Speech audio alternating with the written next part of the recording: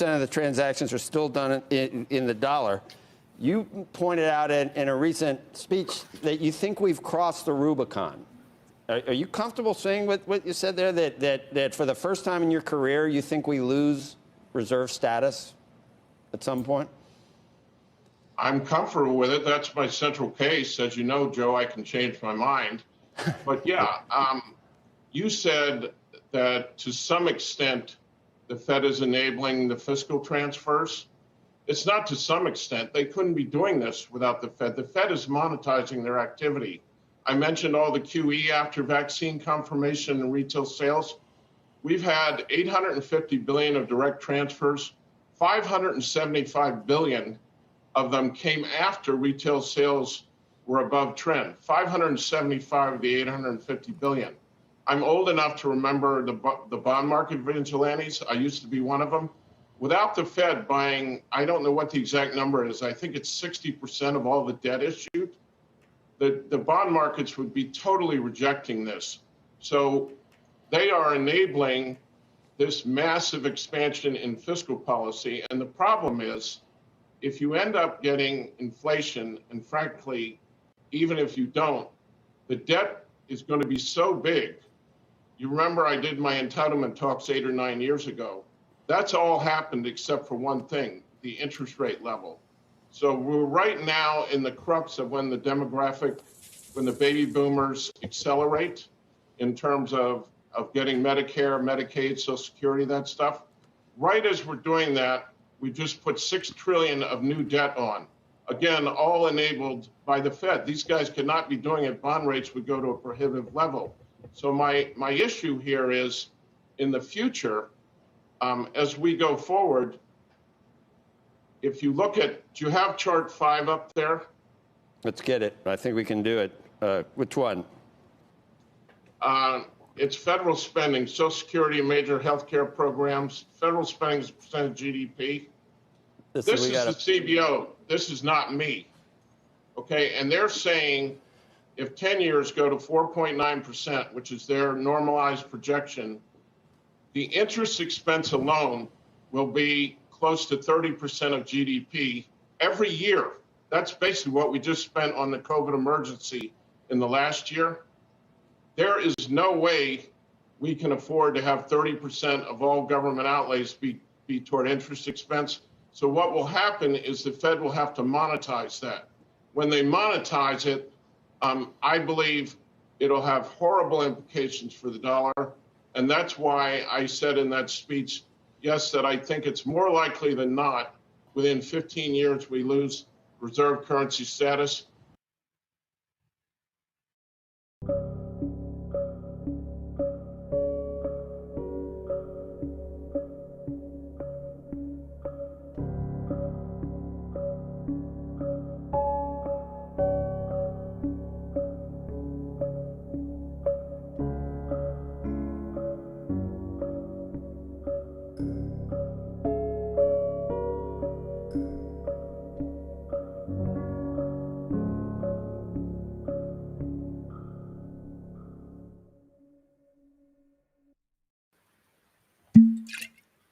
Happy Bitcoin Tuesday, freaks. It's your boy, Matt Odell, here for another Citadel Dispatch. It's been, I heard another pop. Love to hear that. There's a Vika pop. Let's fucking go. It's been 21 Bitcoin Tuesdays in a row with all y'all. How is that? That is insane to me. That is crazy. I fucking love it. 21 straight. This is Citadel Dispatch, episode 21. The interactive live show about Bitcoin, distributed systems, privacy, and open source software.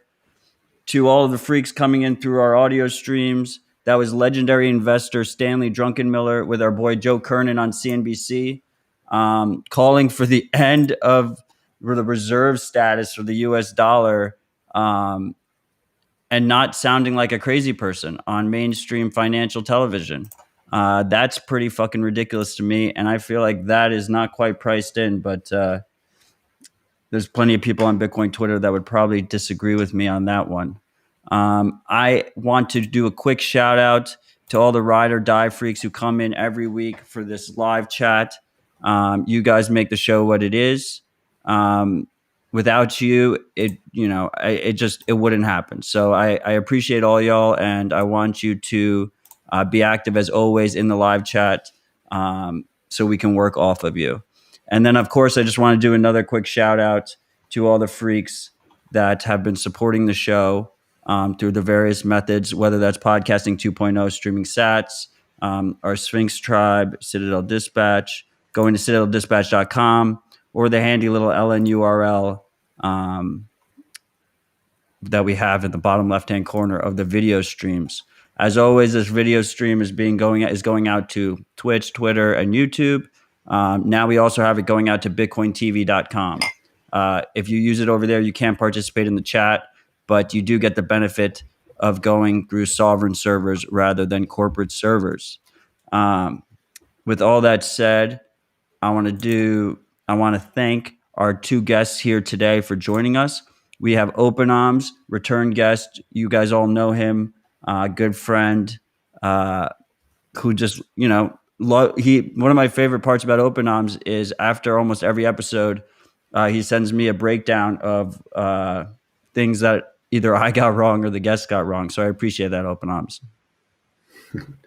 Well, hi everyone. Not every episode, right? Not every episode, but you're pretty good about it, and I do appreciate it. You do make the show better. Yeah, and thank you very much. And we have Anthony Ronning, who is a ride or die freak himself. I'm pretty sure he's been in this live chat almost all of the 21 episodes, and he's an independent software engineer. And this week he released a great rundown of Lightning privacy and the nuances of it and the shortcomings and the future. And we're going to be going all into that. How's it going, Anthony? Hey, everyone. No, it's an honor to be on. Thanks for having me. Long-time listener, first-time guest. I didn't even realize it was the 21st episode. That's crazy. I'm excited to dive into the topic. It's been a very interesting month researching it myself. And it's one of me and Open Arms' favorite topics. I think it's one of the favorite topics of the show in general. We started off the show with varied topics, but I think if you broke down the 21 episodes, most of them are about Lightning and privacy. So I feel like this is kind of a culmination episode in a lot of ways. So let's start off with this post. I mean, I don't know how we want to go about it. The link, if to the freaks that are not aware, is on the bottom of the screen, abytesjourney.com/lightning-privacy. It's a great post. If you haven't read it yet, consider going and reading it after the show. So where do you guys want to start on this? Do you guys have Yeah, I think maybe as part of an inspiration of why I wanted to write it, I've been playing around with Lightning for quite a while and kind of got serious with my own Lightning node about 6 or 7 months ago with my Raspberry Blitz. Love the thing. Shout out to Open Arms and the team there. And one of the things I never felt comfortable with was like sharing my node identity with people because it has all my UTXOs and invoice and stuff. So I think like a large part of the inspiration was just trying to figure out myself, like, okay, if I were to restart and get a brand new node, how should I go about, trying to achieve privacy on the Lightning network? And everyone's kind of default has been, yeah, Lightning is private. And it's kind of funny. Edward Snowden even this weekend, called it out and called Lightning shenanigans, which I think that was maybe a misspoke. For the most part, an overreaction maybe, but I think it's not just hand wavy private, and I think that's one of the main things I wanted to get out of the article is that there's there's always nuance, but there's tons of nuance here, and I'm happy to dive into it anyway. But one of the main things is just there's a lot of ways to go about it. To try to achieve privacy, from setting up your node to funding it, opening channels, even closing channels and what you do with the outputs from there, and even sending payments and the types of things that can be revealed as you send payments across the network. It's a big topic, so I'm happy to start the conversation off anyway. for starters, I think you make a very good point there. I think when it comes to privacy in general, if you hear anyone ever hand waving things and telling you that you have absolute perfect privacy and not explaining any kind of trade offs or nuances, they're probably acting in bad faith or they don't know better. But either way, you shouldn't be. You should be extra skeptical of anything that comes out in that direction. So I mean, yeah, let's jump in here. I mean, one of my concerns about Lightning, or I guess let's start with the positive. The positive is the pure positive of Lightning is that with Bitcoin, we have all of our transactions on a public ledger that we expect to last forever. And when I mean forever, I mean forever, ever, right? Like this thing is going to last for a long fucking time.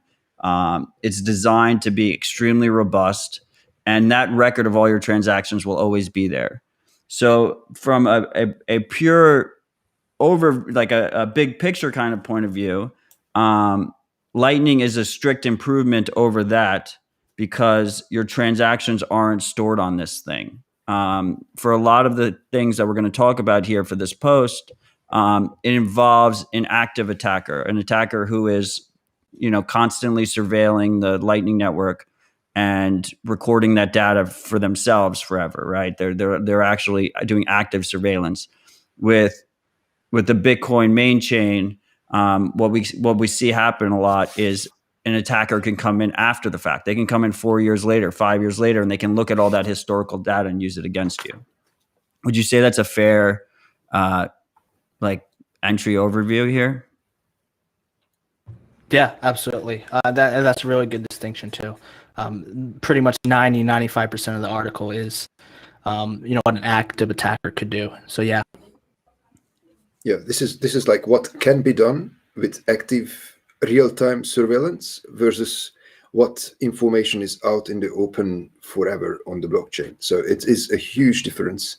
And I mean, the article does go into a lot of detail, and it's beautiful work, but also it shouldn't discourage people of using Lightning, right? But the only thing is it doesn't replace the on-chain privacy. It can be built on top of that. But yeah, I mean, there's a lot of details. Let's go. So, I mean, I don't even know where to start. So we could just scroll through the article, but I feel like that's a boring way of doing it. Why don't we start from the basis of this show, whatever this thing is, this show has a mainstay of it has been actionable Bitcoin discussion, like things that Bitcoiners today can use. Not, we'll definitely go into the part of the post where you talk about the things that are happening in the future that we can look forward to, and that would be massive improvements here for privacy. But what can Bitcoiners do today? I feel like a good way to start is, okay, I'm Anthony, or I'm Open Arms, and I want to use Lightning in a private way, in the most private way, or a more private way, or good enough private way. How do I go about that? What should I be doing? What should my process be?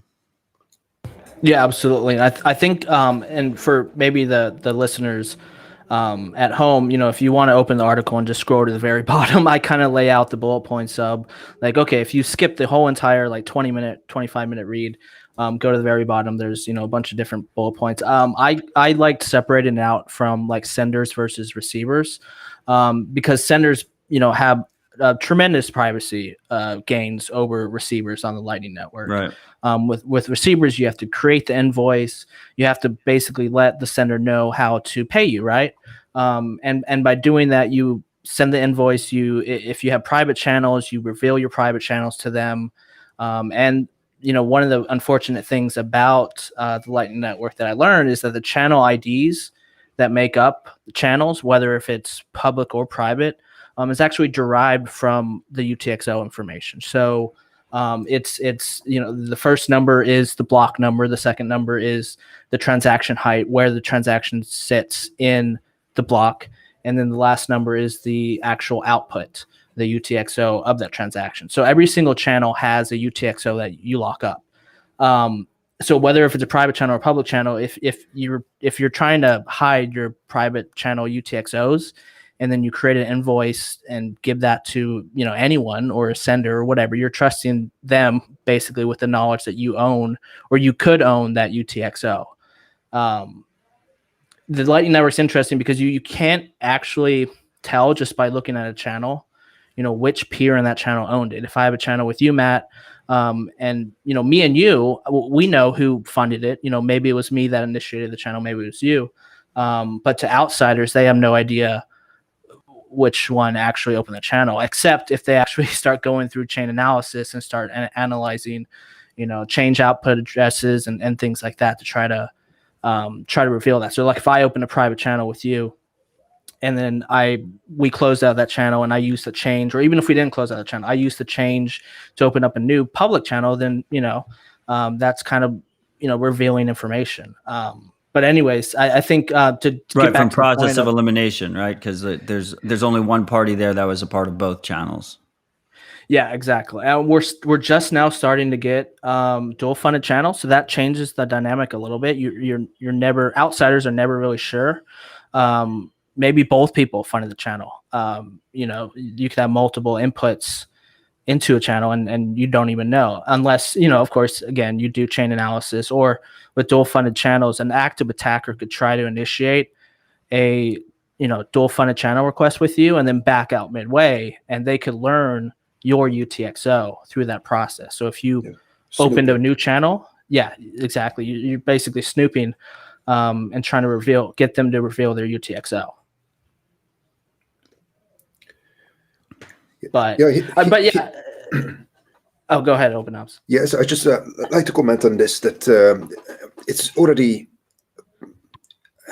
like people getting focused of just funding a channel with or like a node with one UTXO, and it is absolutely correct, as you said, that if you use Lightning for privacy and you just have one private channel, and for that it makes sense to use only one UTXO. But if you are using a public one, a public channel, and you are planning to open other public channels, that it doesn't really matter if you do reuse the change, because it's public and tied to the node ID anyway.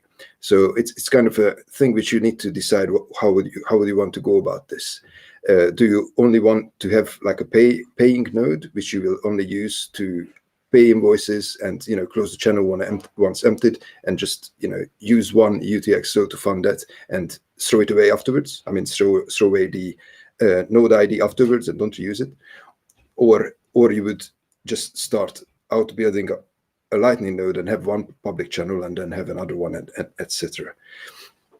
So there's something interesting here. So to break down, so we're like diving into the weeds really quickly. Yeah, right. There was a good point about the difference between sender and receiver. So with receiver, what people don't realize is how much information is in that invoice that you post. And a perfect example was when the lightning torch was going around. It was a very exciting time. I got called out because I used a Blue Wallet, a custodial wallet, which is supposed to be against my ethos, to receive my lightning torch.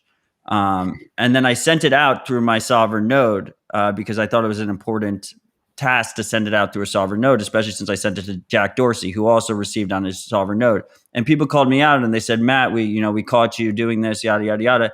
And the reason I did it was because I didn't want to dox my pub key out to the whole world. And at that point, we didn't even have, Tor as the default or whatnot.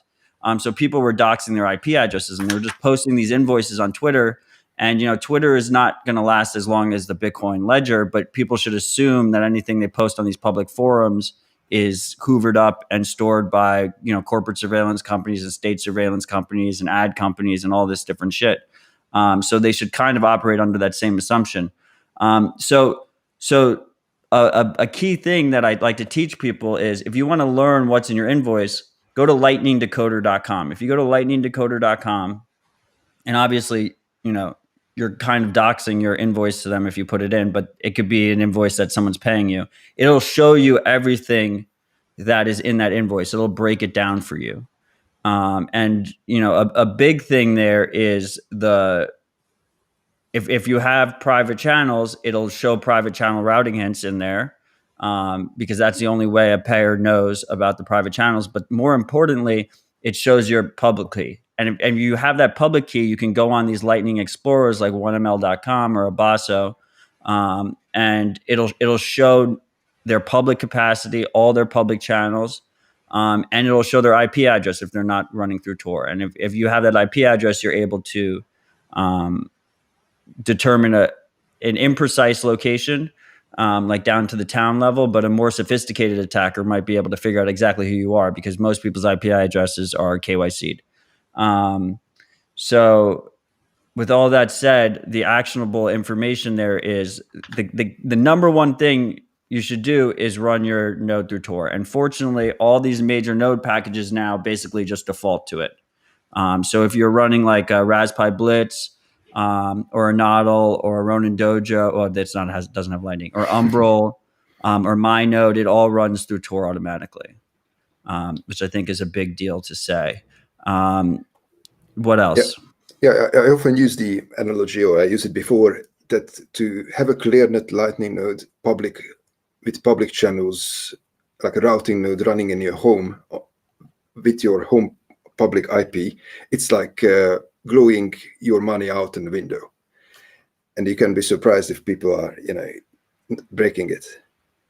But then the problem there lies in the fact that we're I think we're going to see, we're seeing a bit of a bifurcation of the network, because you have these large public companies that are running these large routing nodes through ClearNet because they're completely fine, with running it on a VPS and they're completely KYC regulated companies anyway. And they obviously have better uptime and connections than if you're running like a sovereign node through Tor. We saw when the Tor DDoS attacks were happening, that like Tor nodes were going down left and right.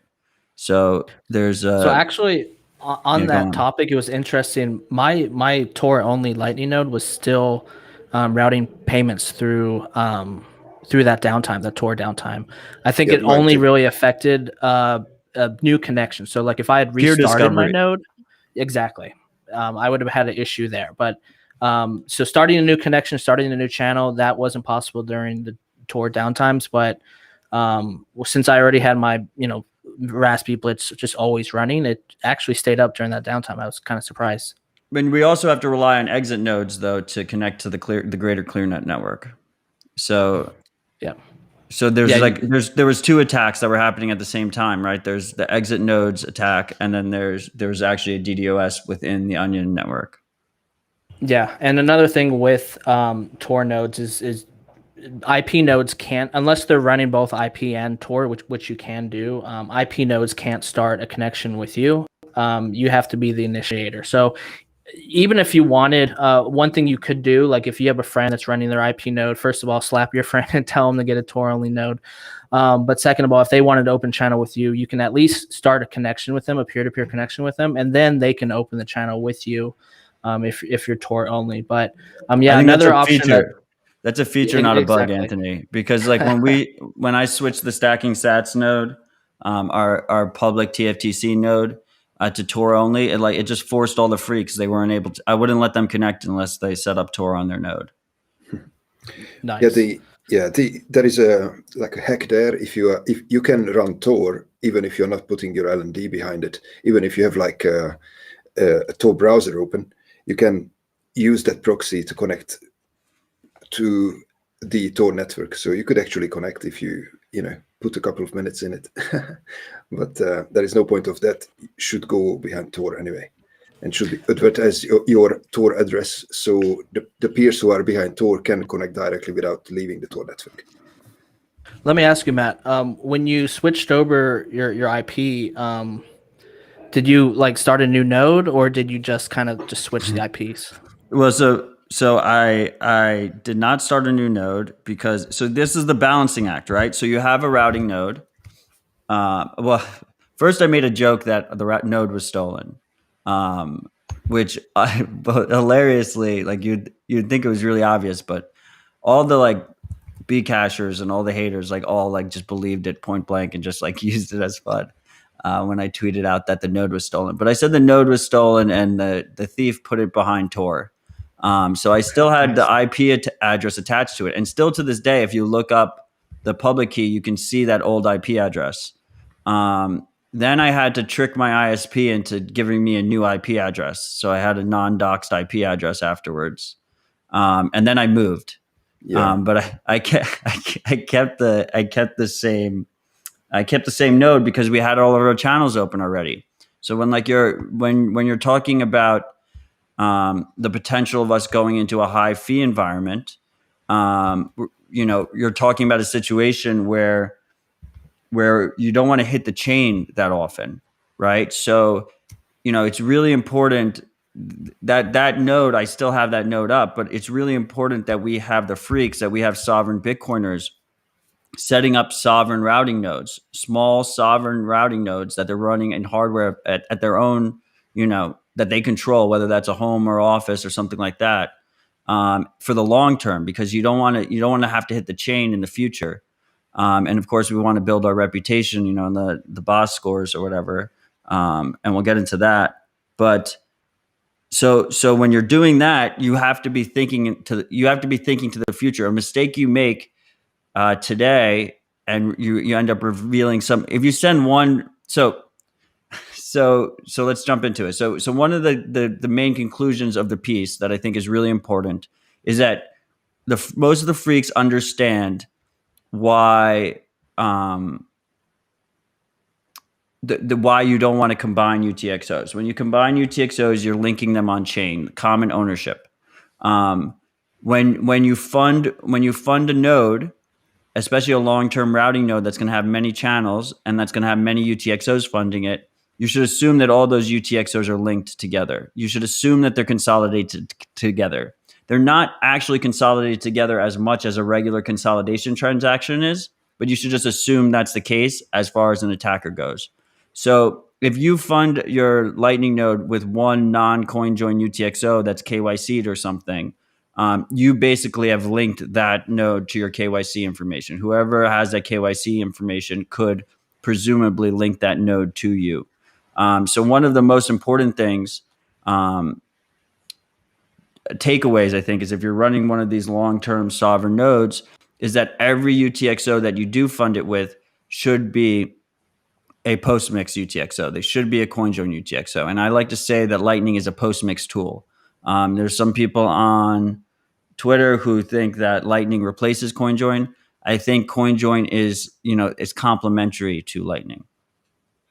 Yeah, and one of the things that I've struggled with is exactly that point. Saying it's a good like post mix tool, that all your channels should be funded with mixed UTXOs. I kind of struggle with that because like you said, consolidating post mix UTXOs. I mean, there's a certain point where that's not a good thing to do, right? Like if we're talking about a couple, you have enough of an anon set to get away with it. But if you had a bunch of channels funded with a bunch of different post-mix UTXOs, I mean, surely that degrades your anon set like a lot, right? Even if you're just opening private channels, one of the things in the article that I found out in the last few weeks was that private channels are actually probable. Someone could probe your, they could send a bunch of spam payments through your node and attempt to find private channels. They just guess what a possible UTXO could have been that funded a private channel, and they send that through your node. And if it like goes on to the next node, and that next node passes back an error because maybe it was it was the wrong public key or something, that attacker has essentially figured out a private channel of yours and the UTXO going behind that private channel. So I guess like what I'm trying to make is, I think there's a certain point, right, where if you're consolidating too many post UTXOs, that's not a good thing, right? Well, I mean, the takeaway is look, if the goal is to spend privately on Lightning, you really should just have 1 or 2 CoinJoin UTXOs, and then you open 1 or 2 large channels to 1 or 2 routing nodes, and then you spend for a little bit, and then you get rid of it, and you start fresh again with a new node. That is different, though, than if you're trying to run a long-term routing node. And if you're trying to run a long-term routing node, you know, I never. It's very easy to make mistakes with CoinJoin. There's, you know, it's there. I am not saying it's perfect privacy, and it's, you know, perfect privacy is something that mostly scammers will say. But it is strictly an improvement over funding your node with anything else. If you have post mix that's consolidating, you're hurting your own anon set and you're hurting the anon set of the other participants in your CoinJoin rounds. But that can be alleviated if we have more CoinJoin usage and if we have implementations that attempt to mitigate post mix consolidation, because we can't have implementations that assume that every actor and participant in a mix is going to be great after the mix, right? That's a bad assumption. The assumption should be the opposite. And those implementations need to take that into account and improve in that regard. What I would like to add here is that it probably helps if it's not from the same kind of CoinJoin round. So so you have some funds, you throw it through Whirlpool, you use the Joy Market Tumbler, you know, even if you use Wasabi, and you fund the node. I mean, first of all, it's best to decide what do you want to do with it. So 1 or 2 channels, if it's just a spending node, or say you want to build a routing node. Well, okay, I might need like half a Bitcoin for that, right? In the long term, okay? So you might just want to send, you know, a 50 million sets post-mix UTXO on there. And I'm not saying to open a channel for half a Bitcoin straight, but you can keep using that because it's anyway, it will be tied together with that pub key. Basically, all the channels are UTXOs and they are advertised to belong to that same pub key. So it doesn't matter. Once you have put it in, you can reuse it as many times as you like. And also, when you have sent, so you have opened the channel, opened a couple of channels, and then you can swap them from Lightning back to on-chain, and then from those swapped UTXOs, which are now detached from the history again, because they belonging to, you know, the loop server of Lightning Labs, to the Boards Exchange, to Bitfinex, whichever. Obviously, no KYC account on Bitfinex. Then you can use them to open further channels with. So, yeah. I have to disagree just a little bit on one point. I think most of what you said was great.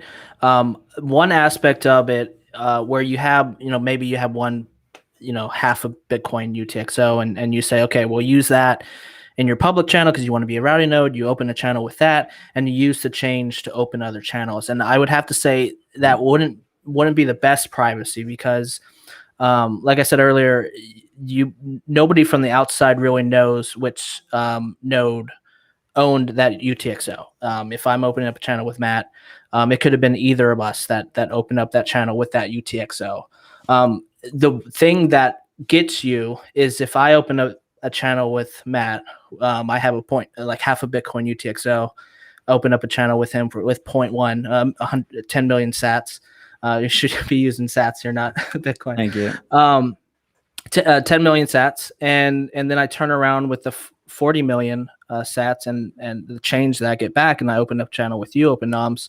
At that point, it's pretty clear that I owned both of those UTXOs, the original 50 million sats, because the change address goes back to my node. So I would say, like, if it would suck, but if you're any change address after you open a channel, I would say it would be best if you were to throw it back in a mixer.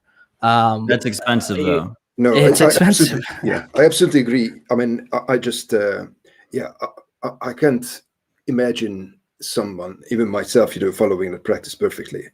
So, I would just presume that whatever I fund my node with, it will be tied to not me, but to the node, right? And you're absolutely right. If you follow this perfect practice, that you don't create change, or you deal with the change accordingly, like toxic change, and you mix that as well every time. So don't use it to open another channel. And also when you close the channel, then that will be not used for anything either. That's a challenge, especially if there are no new features coming, like dual funded channels, which will be automatically manage your UTXOs. Also the anchor commitments on LND, which do need a UTXO to kind of bump the fee of channel closures. And they would need some UTXOs reserved there, or some funds reserved there.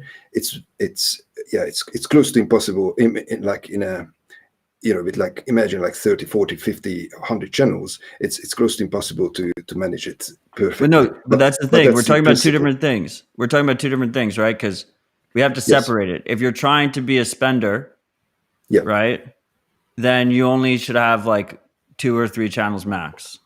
If you're trying to spend privately, right? You pick a couple large routing nodes, ideally ones that are Tor only, and you spend through those channels, and then you create a new node. So in that kind of educational kind of nodes repo, the Lightning Node Management repo of mine, I've already put the 3 kind of major use cases of why, to help people decide why they are starting the node. So will be just a spending node, basically a privacy tool, and to be able to use Bitcoin more cheaply and faster, or they would want to make a routing node, and exactly those are very different use cases. And if you have only 2 channels and 1 or 2 UTXOs funding, you can follow this perfect practice, which has been described to always keep your on-chain balance basically just off in a mixer. Yeah, but I do think your other point that you made, though, was 100% correct. Once you do have that channel open and you do want on-chain funds, or whether to send to a specific address on-chain, or to open up more channels from that, absolutely use something like Loopout, Lightning Labs Loopout, to spend from your channel, and to get basically someone else's UTXO. I would kind of lean on, if you can, because you can, try to actually get other people's UTXOs and not try to use your own mixed UTXOs if you can. While there's tools out there to acquire other people's UTXOs that are not linked to your identity, I kind of prefer that to using your own mixed UTXOs if you're going to be a public routing node and have all that associated. What you said about senders, open 1 or 2 private channels, absolutely, go ahead and do that with a few mixed UTXOs. Try to take advantage of the fact that people are basically giving away UTXOs for Lightning sats, which do a pretty good job. Lightning does a pretty good job of hiding the sender for the most part. So take advantage of the people selling UTXOs for sats on the Lightning Network. Yeah, very good. But how would you go about that? So let's say, I fund my node. I'm trying to create a long-term routing node. I fund it with a 50 million sat transaction because I'm a Pauler. Okay, so I do the 50 million sat transaction, which is I use that because that's the biggest pool in the pool, right? I know, but that okay. So I fund it with $27,000, and then you make a couple large channels. Oh, I'm only supposed to make 1 large channel with that, I guess. Ideally. And then if I want to add more channels, what do I do next? From there, you could use Lightning Labs Loopout service, which basically at this point comes integrated into an application called Terminal that they make, which comes integrated with Raspberry Blitz and Umbrel and probably some others as well. So you can use Lightning Labs Loopout What you end up doing is you end up paying. What happens behind the scenes is you end up paying one of Lightning Labs invoices. They charge a fee, of course, but you pay an invoice of theirs, and then you receive a UTXO to your Lightning node's address, or you can send it to a different address if you want. But for the purpose of what Matt's trying to describe here, where you get back, you want more UTXOs to create more channels, use something like Lightning Labs Loop Out, spend some of your channel, with your big 50 million channel, loop out of that, Yeah, and get but some there's- on-chain funds to open more channels with. There's capacity limits on loop out, correct? So it's funny, I had actually just on Sunday, I had done a loop out, probably the largest loop out I've ever done. I didn't expect it to actually go through 15 million sats of loop out. Oh, wow. And and I got that for a few sats per virtual byte. Because And then it was you Sunday use that UTXO to open a new channel. Exactly. Okay. And then at that point, so it's kind of funny. Like I said, the node I started getting serious with about 6 months ago. I'm not following any of the things That's that what I'm I said to saying. do in the article. I'm learning though. I'm learning what I'm supposed to do, and now since going through this article, I know what to do on like a new node. But it's one of those things where like I don't feel comfortable like the way I've been behaving with my Lightning node over the last 6 months to really share that out with people, just because it has a bunch of consolidated mixed UTXOs on there, which full disclaimer, I use Wasabi, and to be honest, I don't even know how comfortable I am with that You shouldn't anymore. be. So I know. So it's important for people to realize that that like the anon set degradation from CoinJoin, and so on-chain privacy is directly linked to Lightning because you're funding with these UTXOs, and the anon set of CoinJoin, especially in Wasabi, because I just the implementation just isn't built in a way that the anon set is. So the anon set degrades very quickly if people do things with their UTXOs afterwards that are bad for privacy. And the big thing, the number one biggest thing is then they interact with KYC services afterwards. So the overwhelming majority of the anon set is probably degraded through a combination of combining UTXOs, people combining after the fact. They're clicking the select all button, or they're actually going and they're sending it to a KYC service, or they're buying something through a third-party processor, someone like an OpenNode or a Bitrefill, or even worse, a BitPay or a Coinbase merchant service.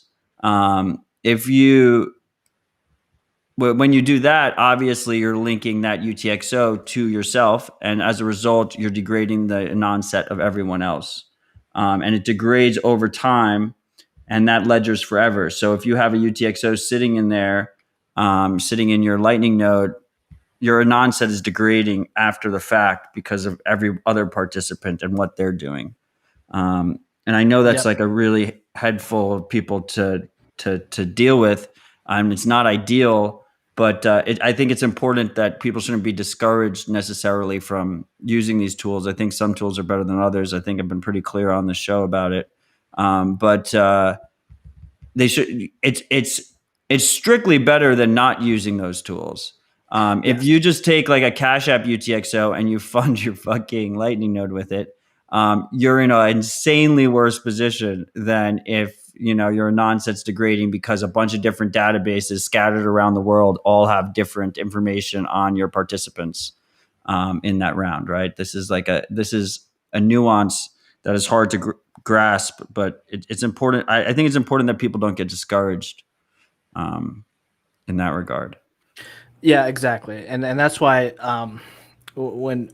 because the Lightning Network, especially if you want to be reputational based node and you want to route and you want to keep channels open for as long as you can, it kind of goes against the fact that on some implementations, maybe it's all of them.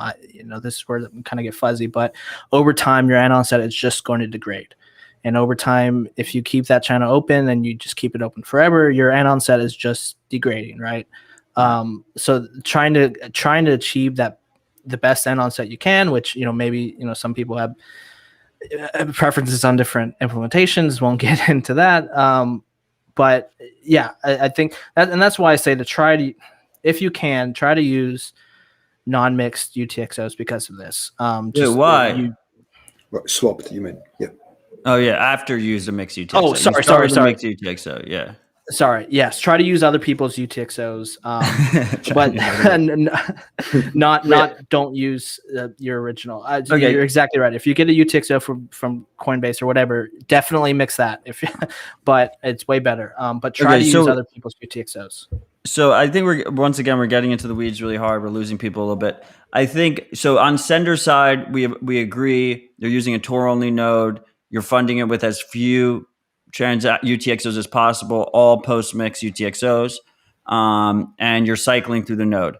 On the receiving side, I think best practice is to use like Moon Wallet on your phone with a VPN that cycles public keys, and doesn't tie them all to the same pub key, and then you can pay out to your sovereign node, and then you're just kind of custodial privacy trusting Moon Wallet. Would you agree on that premise, like as just a simple actionable thing people can do? Yeah, absolutely. Moon Wallet, MUN. Thank you. It's probably one of the best for receiving, just because of the fact that they do rotate. I'm not sure if they rotate both public key and channel ID or just one or the other. It's at least pub key, I believe. But they do a good job of rotating and having these sort of fake or virtual channel IDs or private nodes behind them. So yes, I 100% agree. It's unfortunate that that's the only implementation I know of where it goes through this healthy practice of rotating and shielding the real destination. But I believe that will change with time. I believe there'll be more implementations, Seed Lightning plugins or LND interceptors that try to rotate these public keys and channel IDs. Well, the other one I know is actually a good example of, in the sitting on the screen on the lower left corner, the LN URL QR by the LNTX bot, which does the exact same thing, but it doesn't rotate on every invoice. It only rotates for every user. So basically, it's a custodial node, but you have your own pub key, which is a virtual pub key with a virtual private channel connected to the LNTX bot node. Right, and you have like a custodial privacy relationship as well on both, regardless. Yes, where you're like trusting the operator to protect your privacy. I'm looking forward to be able to do this. I mean, not from the command line on my own node, but mind you, even in that case, the last hop will be always my node, right? So that gives it away, and then, because you have a private channel, which obviously can be anywhere, but then the last hop will be always the node which is creating that virtual pub key. The other thing that's just nice about mobile wallets in general is if you use a custodial wallet, you use like a wallet of Satoshi or a Blue Wallet, or you don't use a custodial wallet, you use like a Breeze or a Phoenix. You can use them to receive a couple transactions. Then you empty it out to your own node, and then you wipe the app and you start fresh again. Yeah, and I guess you use a VPN so that the service doesn't have your IP address. I don't think any of them. Phoenix has Tor built in now, I think. Yes. Yeah. The cool thing about the process you described is, say for instance, you're going from, now that exchanges are implementing Lightning, if you're going from an exchange into your custodial wallet of Satoshi, wallet of Satoshi doesn't know where those funds came from. Now your exchange knows it's going to wallet of Satoshi. Wallet of Satoshi doesn't know where it came from, and now you go from wallet of Satoshi to your real node or your Moon wallet or whatever. That at least does a pretty good job of wiping that history of, okay, you're no longer associated with that exchange that you're withdrawing from. But now the problem here is that you just have so much complexity that you're just adding into your processes that like most people are just going to fuck something up along the way. Right. And which is why like our goal should not be this. even though this is like our practical advice today, right? Yes, it's a current hack. Yeah, it is a hack. It's but at least the exchange doesn't know what your real node is, and they don't know any of the UTXOs funding your channels, or any of the, if you're an IP node, they don't know your IP address or any of those things. So I think it sucks, but I mean that's what I do. I will always send a wallet Satoshi and then send them a real node. I don't think those steps are too complicated to think about, but you do have custodial risk, not only on the exchange from if you're going from an exchange, but also you're trusting wallet Satoshi to not run away. It's done a good job of not running away. But more importantly, yeah, I think yeah. the custodial nodes are all going to get the custodial wallets are all going to get whacked by the regulators. Yeah, exactly. This is why we don't have custodial wallets in the first place. Yeah. So yes, the other thing I was like, we were even speaking about on Citadel Dispatch, I think, to try to, well, this will be like an advanced use case, but if you are running like a routing node and you're trying to do it professionally, you probably want to manage the on-chain funds in a separate wallet, not in the wallet of the Lightning implementation, let it be LND or C Lightning or whichever you are using. And I mean, I found like join markets, be as complicated to use as it is, although we try to make it easier. But it is a very good fit to kind of fund Lightning channels because you have a set of different UTXOs, not only 1, 5, and 50 million, but you have all kinds of UTXOs if you are running as a maker, and then you can, when you close a channel, especially if you do it from the command line, there might be like RTLs on the hub, these graphical interfaces implementing that as well. That when you are closing a channel, you can give an external address where the funds are going to directly without you needing to wait for it to be confirmed in the on-chain wallet and then sending in another step. So you could just, close it into your join market, but even your Samurai wallet address, and then, go through the mix again. Right. And then when you are funding again, you can come from outside. They are easier. The tools are getting easier to be used. I mean, all implementations now support PSBT.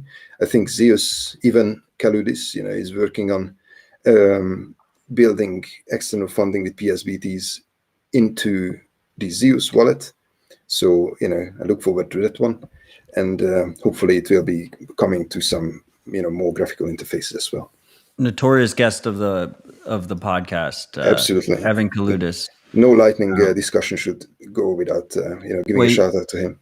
You either have, with all the Lightning discussions on this show, I've either had Open Arms in it or Kaludis. Right, or both. Those are all very good points.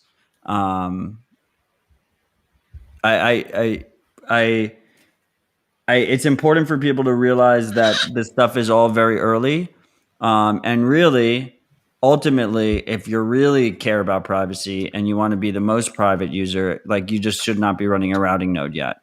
But unfortunately, I think it's a balancing act. And I mean, if you're a real private user, you shouldn't be, having twice weekly live shows. But I'm doing that as well, and it's important, I think, that we have sovereign Bitcoiners out there that are basically on the front lines, because we need it, and we need it. If when fees rise, we're going to need these sovereign nodes. We can't have all the nodes be completely doxed corporations that are regulated. Yeah, we need to build the roads. Yeah, exactly. Someone has to build the roads. And luckily, the good thing is that we can always, every node can, spin up a new, if there's a popular path that's, being really shitty, if there's a popular hub that's being really shitty, we can always go around them. We don't have to route through them anymore. We can close off our channels with them, etc. So it's a distributed. It's not like completely decentralized in the way that like there are kind of hubs, but at any point in time, it's more distributed. At any point in time, anyone can build their own roads and have their own little payment network and things like that. So And we're not relying on them so much. It's on a permissionless. positive note, I think we should talk about this Rings of Fire initiative. Are you guys familiar with this? Is that the Telegram group? The Telegram, it's bigger than a group. I think it's a lifestyle. I've heard of it. I'm a part of a Telegram group where people do open channels to You each want to other. talk about this? Well, I mean, you started. Please go on. So the Ring of Fire is this idea that we have this Telegram group of sovereign Bitcoiners and a couple spooks, most likely, we're collaborating via Telegram, and we're creating these rings. So like it's let's say you want to do a 5 million sat ring. Everyone in the ring, you have 10 people. They each open a 5 million sat channel to the next person in the ring. So it creates a liquidity ring between the 10 people. And then you do a circular rebalance. So all of a sudden everyone has, if it's 5 million sat ring, all of a sudden everyone has 2.5 million sats inbound from both their partners and 2.5 million sats outbound from both their partners. And you basically create this very robust liquidity network. And by having rings of all different sizes and having participants being in multiple rings, then you have links between the rings themselves, and you create basically the opposite of the FUD narrative of Lightning, the hub and spoke, right? You're like creating a more dynamic kind of web of sovereign Lightning nodes. Yeah, that's very really good. cool. Very good thing to do. It's always as a recommendation. I mean, probably, especially in the beginning, it was a practice that people were kind of advertising that you can, if you open a channel to me and I open back one to you, right? And actually, it is much more beneficial if I open a channel to you, then you open a channel to someone else, so the funds can flow and they are not just in a loop. And exactly what happens in this Ring of Fire on the added kind of fantastic thing that they can just build a route with these bash scripts. Basically, there are a couple of tools available where you just need to basically put the private keys after each the pub keys after each other, and it does construct a route which you can put into the Lightning command line, and then it will do this circular rebalancing. So it just pays forward back to the originator node through this ring, and that's how it's getting balanced. Obviously, everyone needs to cooperate, needs to be online, and then it also suggested, or there is like a kind of an ethical limit to have your fees reduced to a level so you're not taxing too much the one who is. Yeah, well, I don't believe in the fees part. That's just bullshit. That's never going to last. That's not the adversarial environment that I entered Bitcoin. Yeah, it needs coordination, right? So I mean, yeah, people should be online. So that's kind of you shouldn't open public channels if you're not planning to be online. But yeah, in terms of fees, yes, I mean, you shouldn't come in and kind of trying to tax or people who are trying to kind of balance the channels through you when the agreement was that you're coming in for this.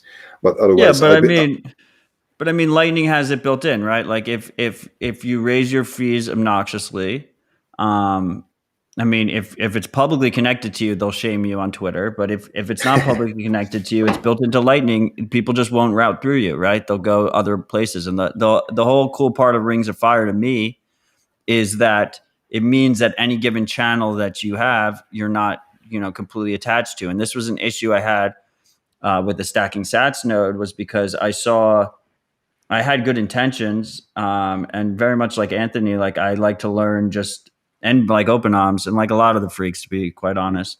I like to learn by doing. And I did that reciprocal approach. If you open to me, I'll open to you. And what that did was, first of all, if you have multiple channels open with a partner, it hurts the routing. It creates routing errors very easily. So it's better to just have one channel that's balanced. And then second of all, it made my node a single point of failure. And also my node was this little Nautil OG, and it, this little Rock 64, and it just kept dying. Like it was cutting out all the time because it was running through Tor only, and it had way too many channels. And then I just ended up in a situation where I had to clean it all up. And it caused a huge fee burden for everyone involved, but especially me. And I lost a bunch of money on it. But the cool thing about Rings of Fire, I think, is like you do a couple of them, you do a couple rings, and then all of a sudden you're connected to so many different liquidity routes. You're not necessarily reliant on a single person who can raise their fees at will. I mean, that's another issue, right? I could have just raised my fees at will, which I didn't do, but I could have. And Rings of Fire kind of reduces that dependency. But I do push back on this idea. Like every time I join a Rings of Fire group, they're like, "Don't raise your fees." I'm like, guys, like no one's gonna remember your Telegram message saying not to raise your fees in like 4 years when this channel is still open. You just have to assume that people are gonna raise and lower their fees, and routing will work as designed. Yeah, I think it's cool in terms of like keeping people accountable, or at least trying to keep people accountable in the early days of the Ring of Fire. Like you said, in 4 years, who knows? But I think another aspect that's really cool is the idea of cooperating with the peers to build a more resilient network. Because right now, how does a new node coming online right now? Where does it? Who does it connect to? I mean, okay, well, I'll look on 1ML and I'll go to. Everyone's connected to async. It's the number one node. Let me connect there. And I think it's something that human nature does anyways, but we self-centralize in a way. And we create these single points of failure naturally. But if we have a sort of coordinator to help build it, I almost look at the Ring of Fire like a carbon fiber net that is just super strong, and we're all building on each other, and we're all self-organizing to have the best routes. Not everyone is connecting to Fold just because they like Fold and they're doing really cool stuff. You have some people connect to the Fold, and maybe you coordinate and say, okay, cool, we'll have some connections out to async or other places. So I love the idea of the Lightning Network kind of trying to self-organize in a way, and not just trend towards centralizations and hub and spokes. I mean, I think, look, there's one of the cool things about Bitcoin is, to me, it's so with Lightning, there's a bit of a tragedy of the commons concern, and that's a trade-off that was made to basically get us faster, cheaper transactions. And that's fine. It's more centralized than, and less censorship resistant than on-chain, because it makes those different trade-offs because it sits on top of the Bitcoin main chain. But the Bitcoin main chain is super cool to me because it's almost reverse tragedy to the commons. It's like like optimist of the commons. Like it's good for it's like if you're greedy, it's good for everyone because transaction fees are just designed in a way that means that you can't, like by acting greedy, you're a good participant in the network. But with Lightning, the natural progression is the cheapest thing an individual can do, the most private thing an individual can do, is simply open, have a Tor only Lightning node and open one or two channels to the most connected nodes, period, with the lowest fees, period. And that could be that could be like an async or a regulated company, or that could be who's that guy who has I just got a loss, who has like 40% of the network. Ellen Big. Ellen Big. It could be like an Ellen Big, and that is the cheapest and most private way that you can interact with Lightning. So we kind of need this push. We need these sovereign Bitcoiners that are willing to go out of their way, risk a little bit more of their privacy, risk a little bit more money at stake to try and build this network, because they understand that, low time preference long term, it's better for all of us if we have a more robust Lightning network, right? Exactly. It is. So there've been a couple of questions about like how many people are in a ring. It's up to 10, as I gathered so far, and also about a fee thing. So it is just supposed to be reduced for the time of that circular rebalance, that one-time circular rebalance. I mean, after that, obviously no one could. Oh, okay, that makes sense. Would want to then. ask you, right? Because just to shift the liquidity, because in that case, if there are 10 people, there are 10 channels to pay through, and if everyone takes their 0.1% or whatever, then Right. it can get to a significant level. And so the other thing is that again there is a trade-off of like, I think this exists certainly in the Telegram and then also in Reddit. I mean, both are like kind of KYC light chat apps, right? So the best thing is, I mean, we spoke about how bad it is to kind of tie your node to your phone number, basically.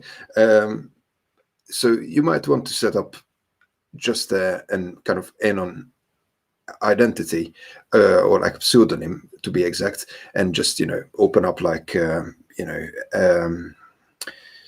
tails and register a burner number and go on Telegram and have these channels, and then leave that as a point of contact for the node, and just maybe register if you register on 1ML, put an email address on there, so if people have trouble and you want to be a good player and you might need it yourself, they can contact you, right? So, because there could be technical issues still, or people doing, making mistakes or losing their channel states completely and stuff like that.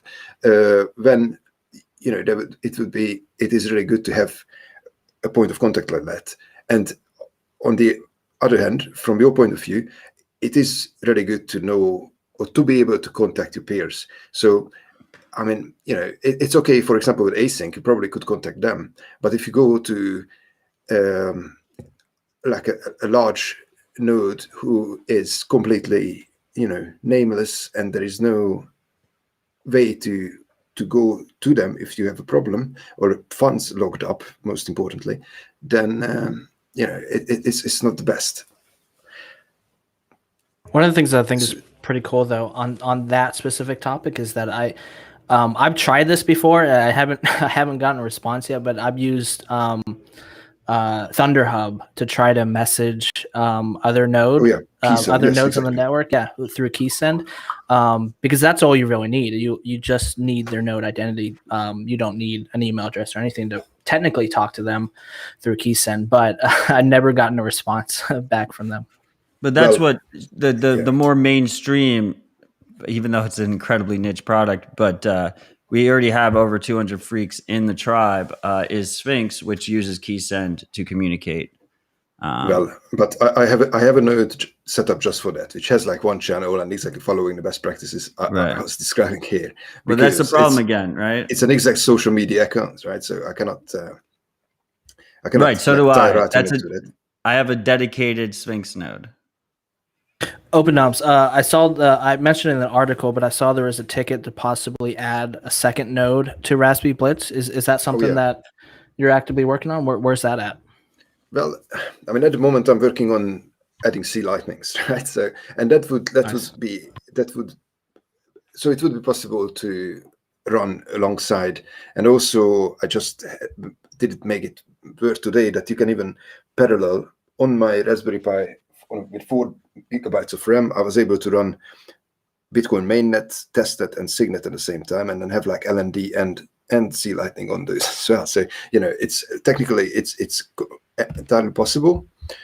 I mean, the UX part is tricky because then how do you know which node you are interacting with? So it works for me in the command line, and it does work now, fairly well. I've done a little menu with that script, which is in that issue, in that Raspberry issue. So you can do it. but then obviously you need to look after it, right? So because there will be the channel backups you need to save, there will be the passwords which would be different. So there's a couple of things you would need to look after. So it's kind of, I left it as a working advanced option. So it's basically, it's there. If you want to use it, you can try it. But I don't see it having a menu, right? And or having like a further implementation to the menu system and like having a graphical interface and things like that.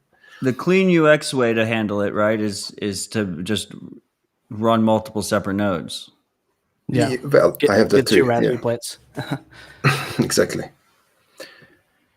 And also, there are a question of Tor circuits and stuff like that. But also, that's another thing. If you have like a separate nodes, but in the same physical place, the internet cuts out and they are done at the same time. And then they or come if back like at the same Texas time. loses power and all the Texas Not nodes Texas. all go offline Yeah. at the same time. Yeah, speaking about like your house, right? Not Texas. So it's very obvious then. But I was thinking about this the other day. Like if a hurricane hits, like a hurricane hits Florida or something. they should be able to migrate. Right, but all the Florida nodes are going to go down around the same time, or like if a region loses power, like all those nodes are going to go down at the same time, even if you're going through Tor and you're protecting your IP address. Yeah, they will be dogs, but they would have a still a good anonymity set with a large area like that. That's a good point. Never considered that. Yeah, and my node definitely went down during those Texas things. I had a UPS power supply, but it didn't last long enough through all the rolling blackouts. So eventually my Raspberry Blitz just turned off and it shut off terribly, and I actually had to restore it, which is another thing I love about Raspberry Blitz is that every time you upgrade, you basically wipe the device, right? So it kind of teaches you, or at least it has this like built-in process where you can feel comfortable knowing you can wipe the device, and as long as you still have that hard drive, you're good to go. And as long as you have those, even if something happened to that, those static backup channels are key. So I like those Texas storms built a lot of confidence in me for Raspberry Blitz because of that. Right. Shout out to TJP3 in the comments.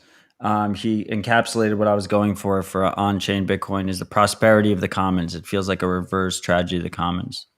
But yeah, I was thinking about the power outages. Like that's, this is the thing about like privacy and adversarial thinking and stuff. Like if you go down far enough down the rabbit hole, you end up in like a really depressed area where you just think we're fucked. And I think it's important for people to, have good vibes on Bitcoin Tuesday. Like we have to be optimistic here. It'll be a fight, and sovereignty is never going to be easy, and personal responsibility is never going to be easy. But someone has to do it, and I want that to be us. I don't want that to be someone else. I think we're the ones who have to do it. So here we are. We need to build the roads, Matt. We need to build the roads. Dude, I just want to say to both of you guys, just it's really fucking awesome that episode 21, Citadel Dispatch 21, is with two ride or die freaks who you guys have both been here from the beginning for Citadel Dispatch. And it really, I know it started last year. It's been it's been 2 years now. No, it started as just something that, like I was either going to disappear or I was going to start something new. And I decided to lean in, and you guys have been there the whole way. So it's just great that you guys are both on here for episode 21. So cheers to that. Well, props to you, man. It's a fantastic initiative. Yeah, no, I love it. The best part of the week, honestly. So it's an honor to be on here and talking about privacy. Fuck yeah. Happy Bitcoin Tuesday, freaks. Hell yeah. So I have a question. Key send versus LNURL. Citadel Dispatch is a perfect example. It's a show that has no sponsors except for the audience. The audience is the sponsor of the show. It could work with either key send or LNURL. Why do I have LNURL in my bottom left-hand corner instead of a key send URL? A key send QR code. Well, it would be just your pub key then. Yeah. Should we talk about? Let's talk about the trade-offs. Open arms. The trade-offs for LN URL. Well, yeah. it has. Why? Is there any reason to use keysend when LN URL exists? Is my question. So LN URL needs a server side, right? So it does what it does. It is as it in the name. It is a URL, which is like an internet address. So it pings a server when you connect to it to ask for the invoice, which you then pay. That's like LN URL pay in a very, very simplified way. So that needs to be a publicly accessible endpoint. So not everyone has that, and it cannot be just store only.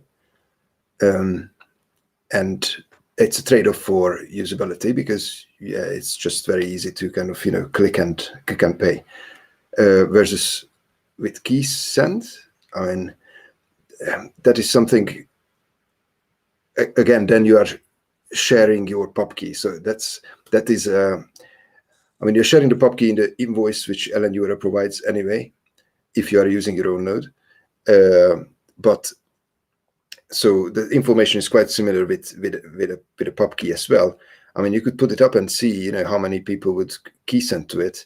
I think it's just the support is not that out of the box. So LN URL has better support because people work on it more, and it's a quite fun protocol, especially things like LN URL auth, when you can verify an identity without exposing the pub key in that case.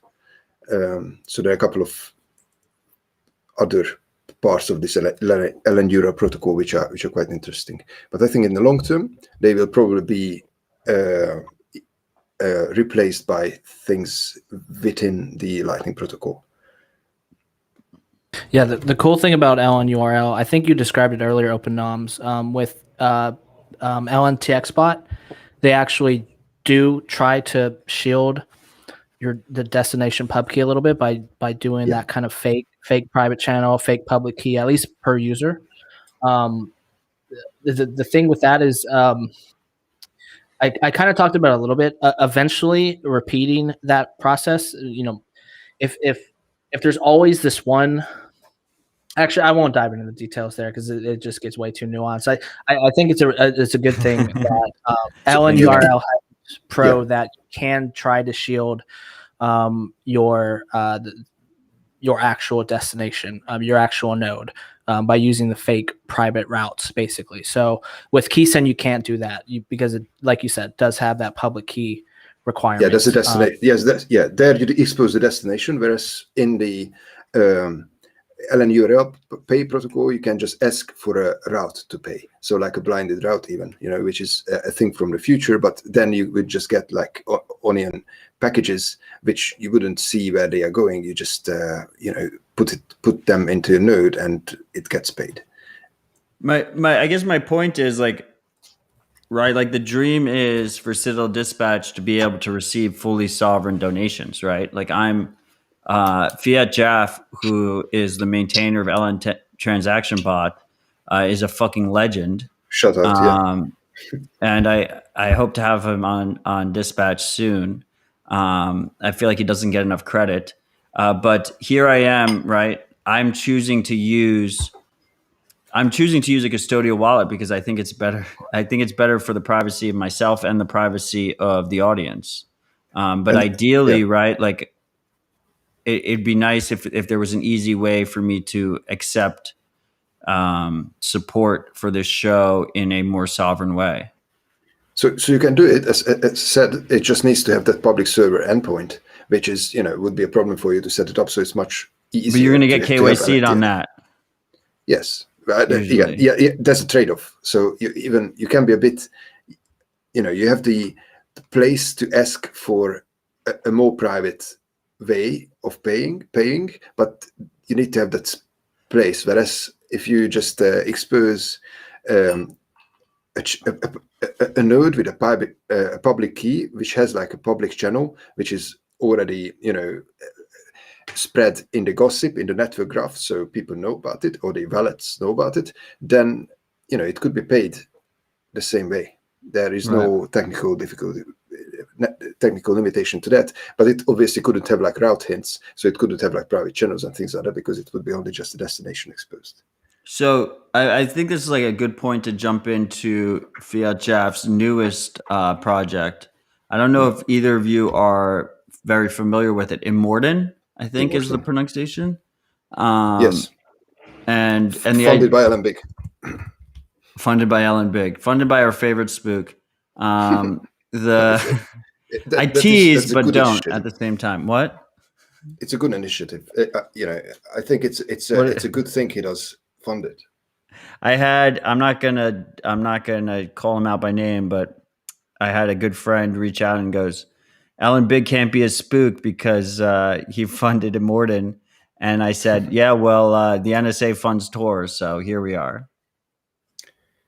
Yeah, the NSA exactly. guarantees that Tor is there, so they need the anonymity set of ours as well. So Immortan is this idea. He's creating a Lightning implementation that's designed for private light nodes. Is that a good summary? Yeah, I think so. I don't know enough about like the fine grained details of it. But one of the I think I've heard about a few initiatives kind of like this. I forgot what the other one was called, but this idea of being able to sort of have like a cluster of nodes where inside the cluster you kind of get this anonymity. Kind of so when I could be describing this specific project incorrectly. But I think I'd love the idea of like, me as the sender, I'm sending into this cluster of nodes and then I don't know what happens afterwards. It goes in here. I don't know what node actually receives the funds in the end. I believe that may be one of the goals of Immortan. I could be wrong, but I think more concepts like that will come out. I think Electrum can be interesting as well. I mean, obviously they have like a smaller team and they started a bit later than the other implementations, but their focus is very much related to privacy as well. And they have swaps done, so non-custodial submarine swaps implemented, as well as like they use the software of the ports exchange is using because it's open source. With a different backend, and also they have like rendezvous and trampoline routing. Trampoline is working already, which is again can be a trade-off, but also an improvement. So yeah, there are a lot of people working on this, and I expect large improvements in terms of privacy as well in the even next couple of months, but certainly within the years. I didn't even realize that Immortan isn't. It's not Fiat Jeff, right? I think he was. He might be involved, but he is certainly advertising it. But it's the BLW people. So there is this Bitcoin Lightning wallet, which has been one of the first, and is based on the Eckler code base. And yes, Async. yeah, the guy who is doing it is probably Anton Kumai-Gorotsky.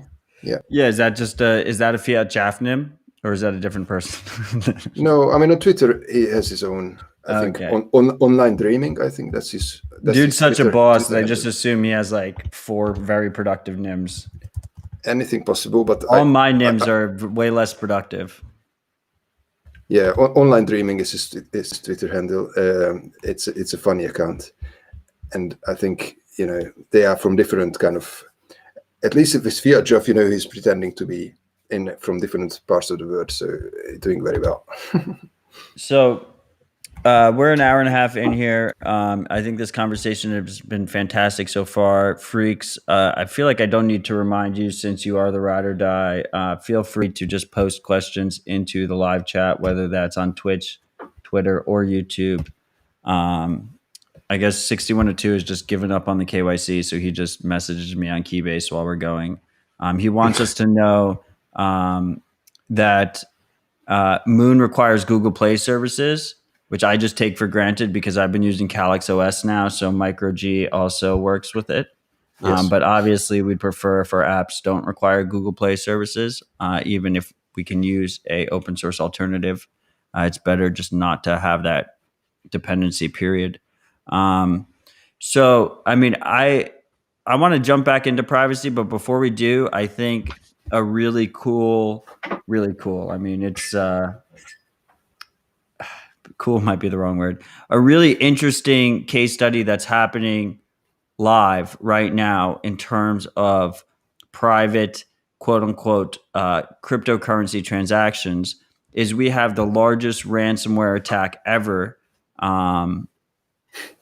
happening live as this show is airing. It has been happening for 2 days now, and that's the Capital Pipeline, the largest pipeline in America for gas and other petroleum products, is currently being ransomwared by the Dark Side ransomware group, and we are seeing gas shortages across the East Coast, as far down as Louisiana and as far up as the Northeast. And what's really interesting here, let me show you just to the people watching the stream. This is the Capital Pipeline. So it is literally just going through all the most. I mean, the East Coast is the most dense area of the United States. So as you can see, it just goes from Texas all the way up to New York, and the whole pipeline is shut down right now because these fucking idiots attach critical infrastructure to the internet and they got ransomwared. What's interesting here is that there's been many articles written on it. None of them mention Bitcoin specifically, and they if you control F, none of them say Bitcoin in them. All the reputable articles out of Bloomberg and whatnot, Capital Pipeline's own releases, no one mentions Bitcoin specifically. And if you look at previous dark side ransomware, they actually usually request both Monero and Bitcoin. In the past, they've offered a discount of 10% if you pay in Monero, but the most recent one, they offered a 20% discount if you pay in Monero. There's a possibility here that this ransomware is not asking for Bitcoin at all. They might just be asking for Monero. But regardless, let's say that it's like this past one that I have up on the screen right now, and they're asking for a 20% premium if you pay with Bitcoin. Does that tell us anything? Is there something we should take from this? Is this, I mean, these ransomware guys are basically saying that it's going to cost you 20% more to have private transactions on Bitcoin, right?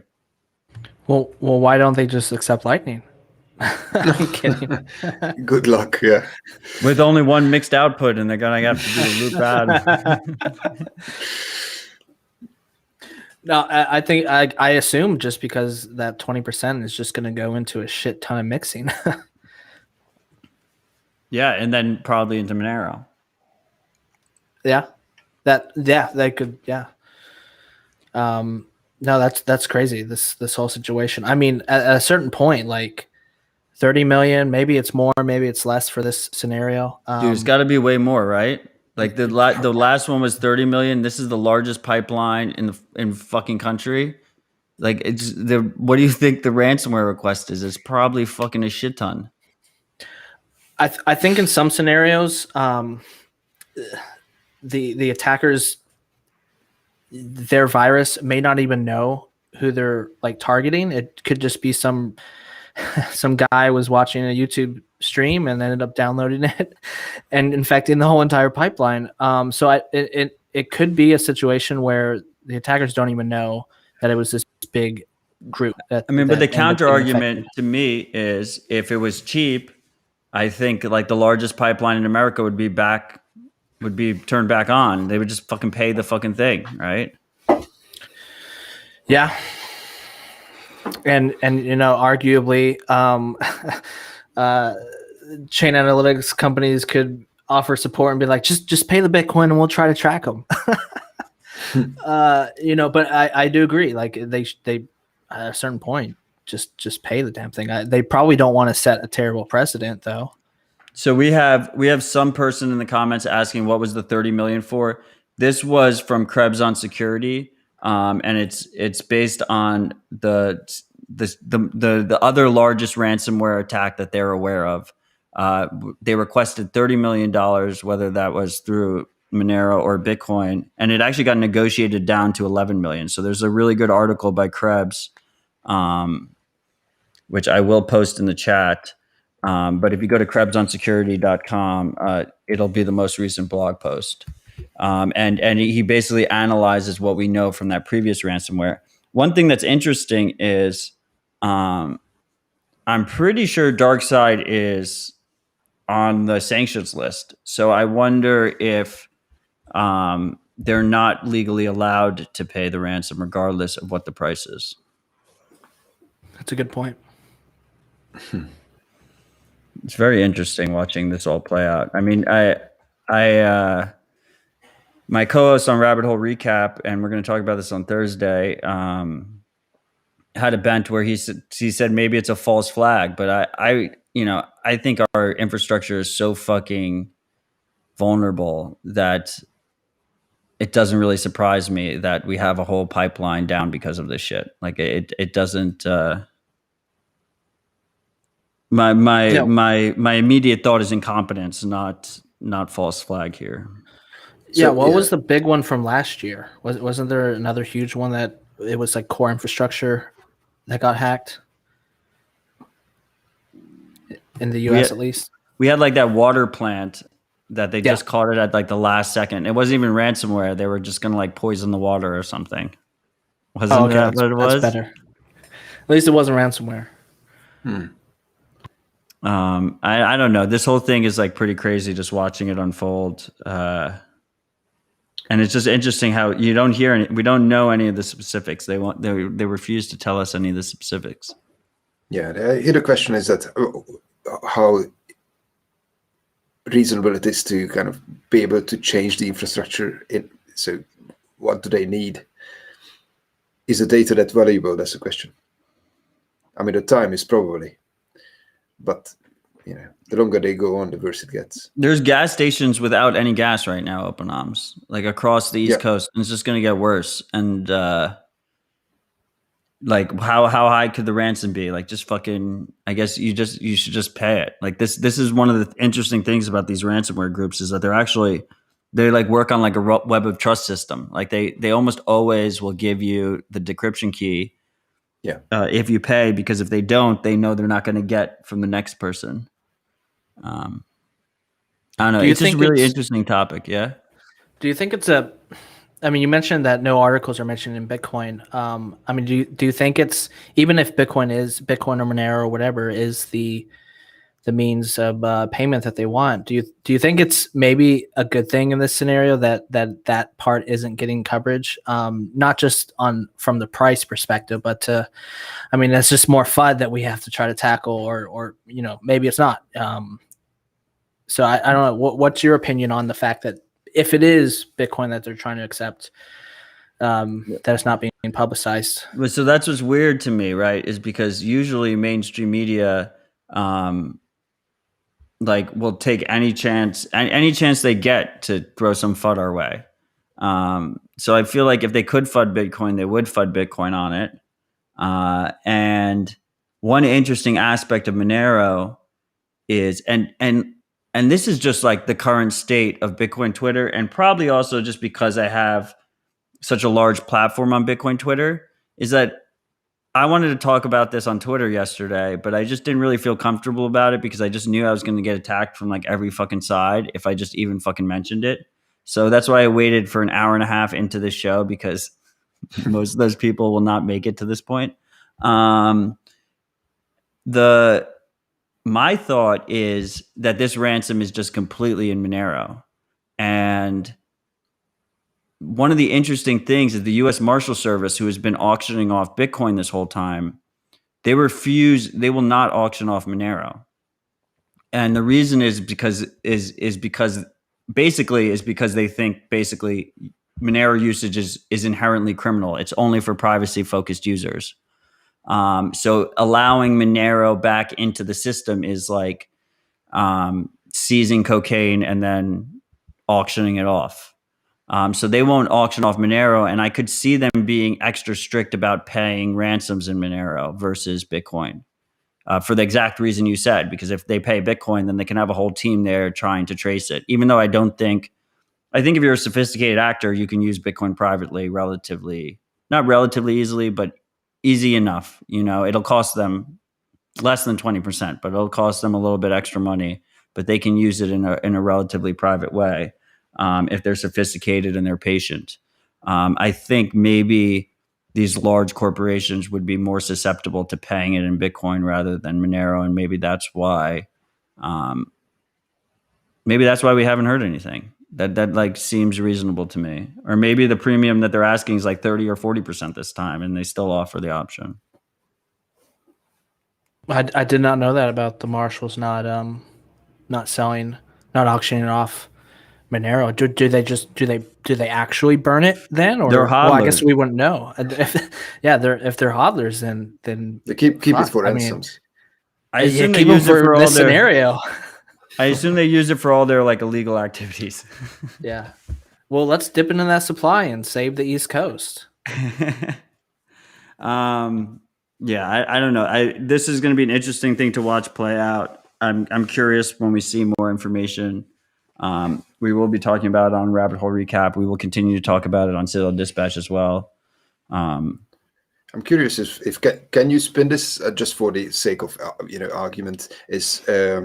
Can you spin this the other way? Like that, obviously, it is not Bitcoin making this possible. It's the digital infrastructure and their bad OPSEC which is making the attack possible.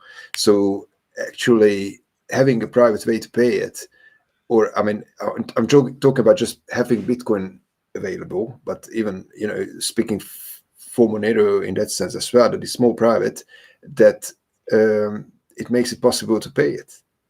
Yeah, I mean, so I think is it not a good thing then to have it available as a tool, right? Yeah, I mean, I think obviously the attack itself is terrible. I'm not telling. The logical understanding is that good money is useful for criminals as well, right? No one says if you get kidnapped and you have to pay the ransom in U.S. dollars in a duffel bag, no one's like U.S. dollars caused this kidnapping, right?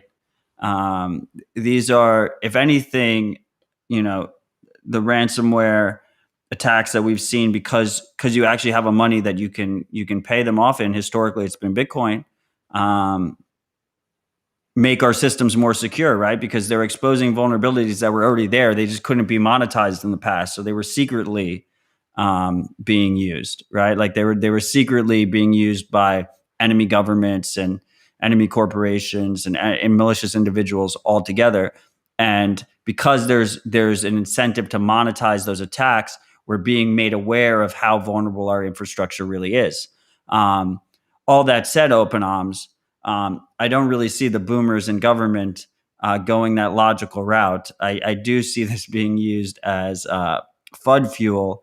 I would push back, though, if we do find out that this ransomware was Monero only. There's going to be a shit ton of compliance bros that come out and they're like, Bitcoin is better because it doesn't support these ransomware things or whatever. And I think it's a canary in the coal mine type of situation. I think we should be worried if the most sophisticated, wealthiest actors in private digital transactions are moving to a different currency is something that we should all be aware of, and we should be actively trying to improve Bitcoin in that respect. Yeah, absolutely. I 100% agree with that. I almost kind of take that approach with my own home network because I have my Raspberry Blitz on my home network. If funds go missing on there, I know I've been owned. So it kind of puts the price on data. I would rather know that someone was on my network and took my funds than know that someone's on my network listening and I don't even know they exist and they Yeah. just watch. And exactly, like, what if, today we're putting a price on that virus, and if they are trying to accept Bitcoin or Monero or whatever, it's ransomware, so they're trying to accept something. We're putting a price on that and trying to incentivize Well, they're definitely not accepting that. ETH. Yeah, we're trying to incentivize that instead of the alternative, which is another government, like, what, blowing up a pipeline if they could, Right. So I think it's better that it's monetized instead of for extremely malicious purposes. One of the Yeah, coolest things I read about when I was first becoming a Bitcoiner was there's one guy on Reddit. Reddit, never use Reddit anymore, but there's this one nim on Reddit who just insisted that every time you spin up a new cloud server, you should just put a hot wallet on it of like at least $10,000, because you're just putting a nice low floor there that if just the casual attacker just comes through, they'll probably just take your money. And since then, on all my computers, I keep a little bit of a hot wallet there, just to be like a nice little canary in the coal mine. Like if you come in, you're going to have a low time preference if you want to actively surveil me, because you're just going to have this thing sitting here. is it the wallet.dat? Is the wallet? Well, yeah, you just got like a nice little wallet.dat. If you want to keylog me or whatever, just the money is sitting there, So like you're just going to have to fucking either not take it or take it and let me know that you've compromised the system. I think it's kind of a cool little aspect. Oh, okay, That's sure. perfect. Okay, hopefully no one goes after your laptop now, Yeah, I mean, I'm already a target, so I don't think that really added much. If anything, the bounty is not enough. Once they hit the machine, all my real funds are not connected to this machine. So just keep that in mind, attackers that are listening right now. Yes, they are a multi-jurisdictional multi-sig, which you lost the keys for. So should we talk about we in the Sphinx tribe? There was a lot of talk about seed XOR versus multi-sig. Some person in the chat wants to borrow my laptop real quick. The seed XOR versus multi-sig. OpenArms, you want to go through the different trade-offs between the two of them? First, could you describe XOR, because this is a relatively new thing, right? I haven't had a chance to catch up on it. So seed XOR is this idea that you use a relatively straightforward algorithm to separate a seed into two seeds that are both BIP39 compliant. Or you could do multiple. You can even do more than that. So you could do 10 seeds, and you need all the pieces. So it's almost like Shamir's. It's like Shamir's secret sharding, but each secret is also BIP39 compliant. How did I do it? And I guess it's easier to do. You can just do it like on paper by yourself to prove that it worked, rather than with Shamir's is like a little bit more complicated to verify. What do you think about that explanation, OpenArms? I mean, I didn't look into it very deeply, but I think that should be correct. Yes.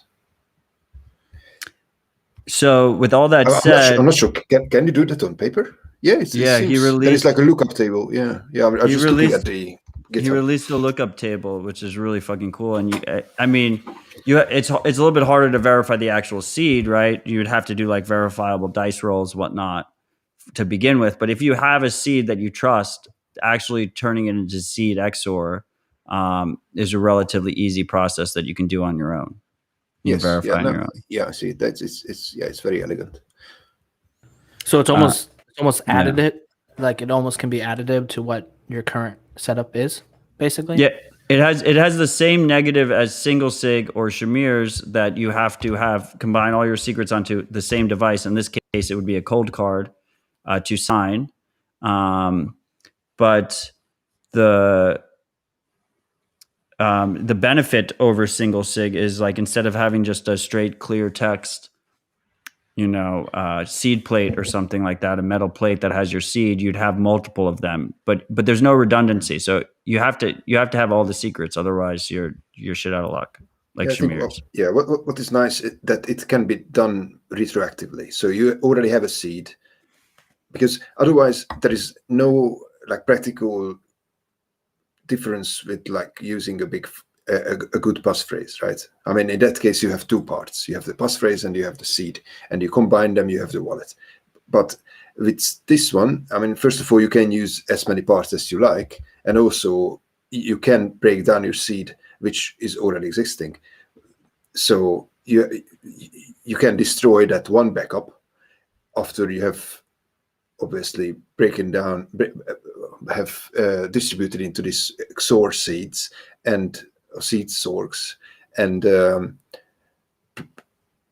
verified that you can recover. You can just destroy that original seed, and you can only have this kind of seed source stored in different places or in multiplies. It's it's a very nice thing to have if you ever worry about that you have only one seed which you didn't break up. You shouldn't like cut it to 3 pieces. Rather, you should do this. What I like about it is that it creates plausible deniability for everyone who uses a cold card or anything else that supports it. And I like that it's a relatively easy improvement that a single sig user can do. So multi-sig is still the gold standard. But we've acknowledged on the show many times that there's still a lot of complexities with multi-sig. I think it's significantly easier than it's ever been, and it will continue to get easier.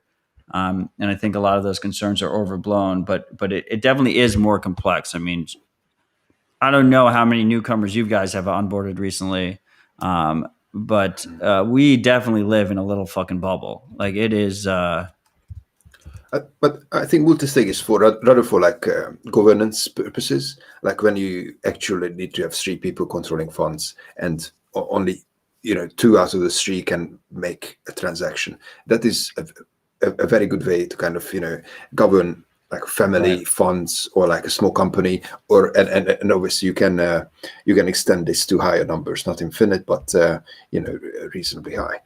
And you can also use it in combination. You can Exactly. seed XOR one of the multi-sig seeds. This is a backup improvement where you don't need to put all your seed into a wallet. I'm into one place, but I'm not. I mean, it sounds to me, because it's not derived information, but it's actually combining it, that it's cryptographically safe as well. So it's I cannot compare it to like how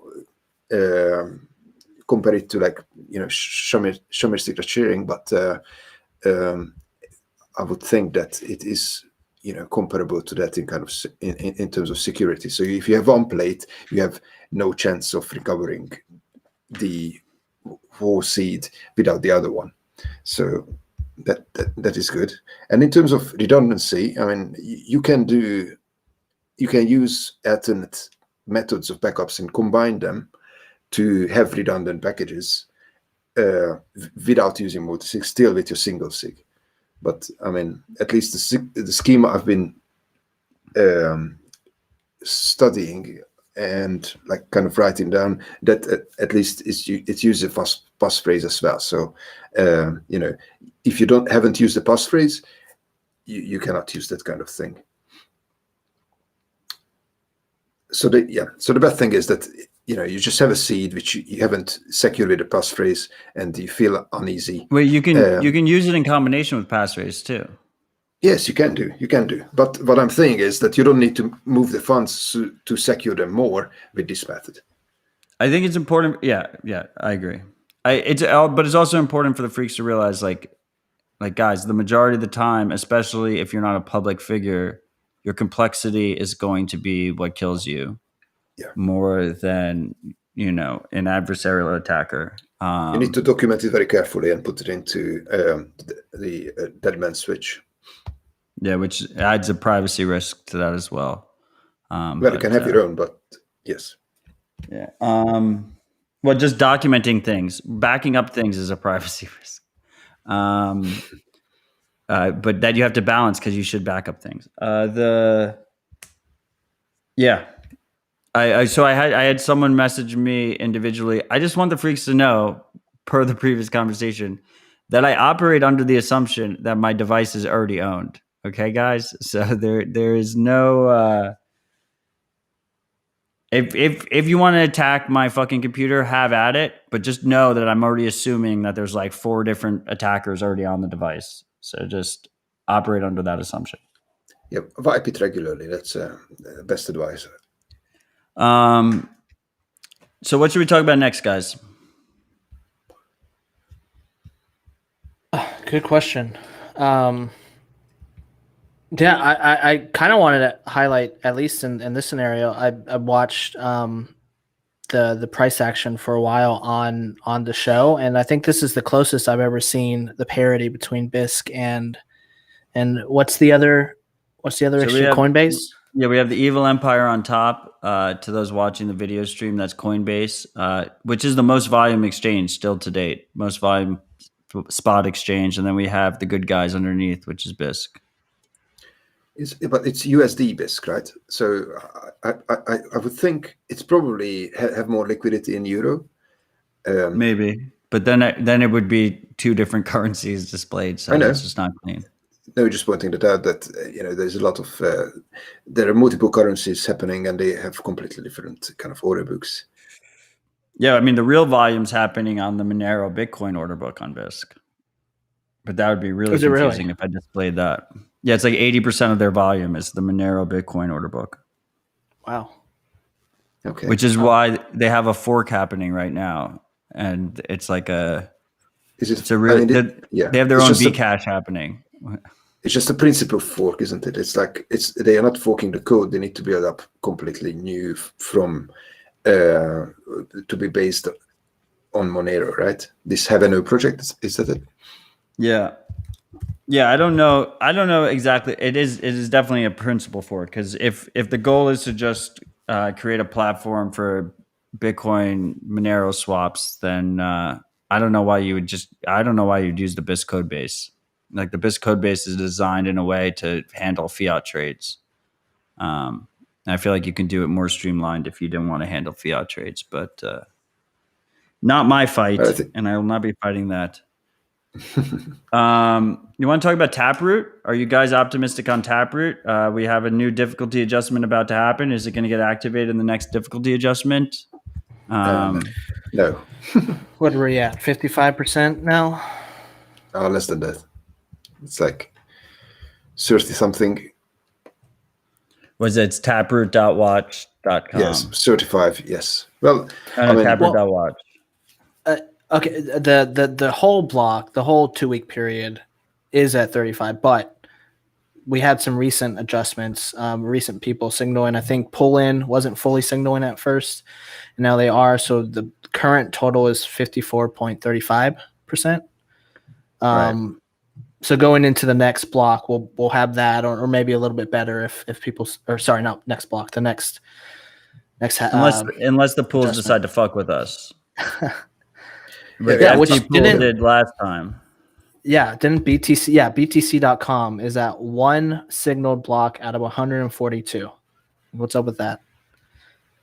They're gonna fuck with us. They always fuck with us in the signaling periods because they can fuck with when we get really close. If they switch what they signal, they're gonna actually affect the price. Last time it was extra bad because SegWit was also being activated on Litecoin, and F2 Pool had majority over on Litecoin as well.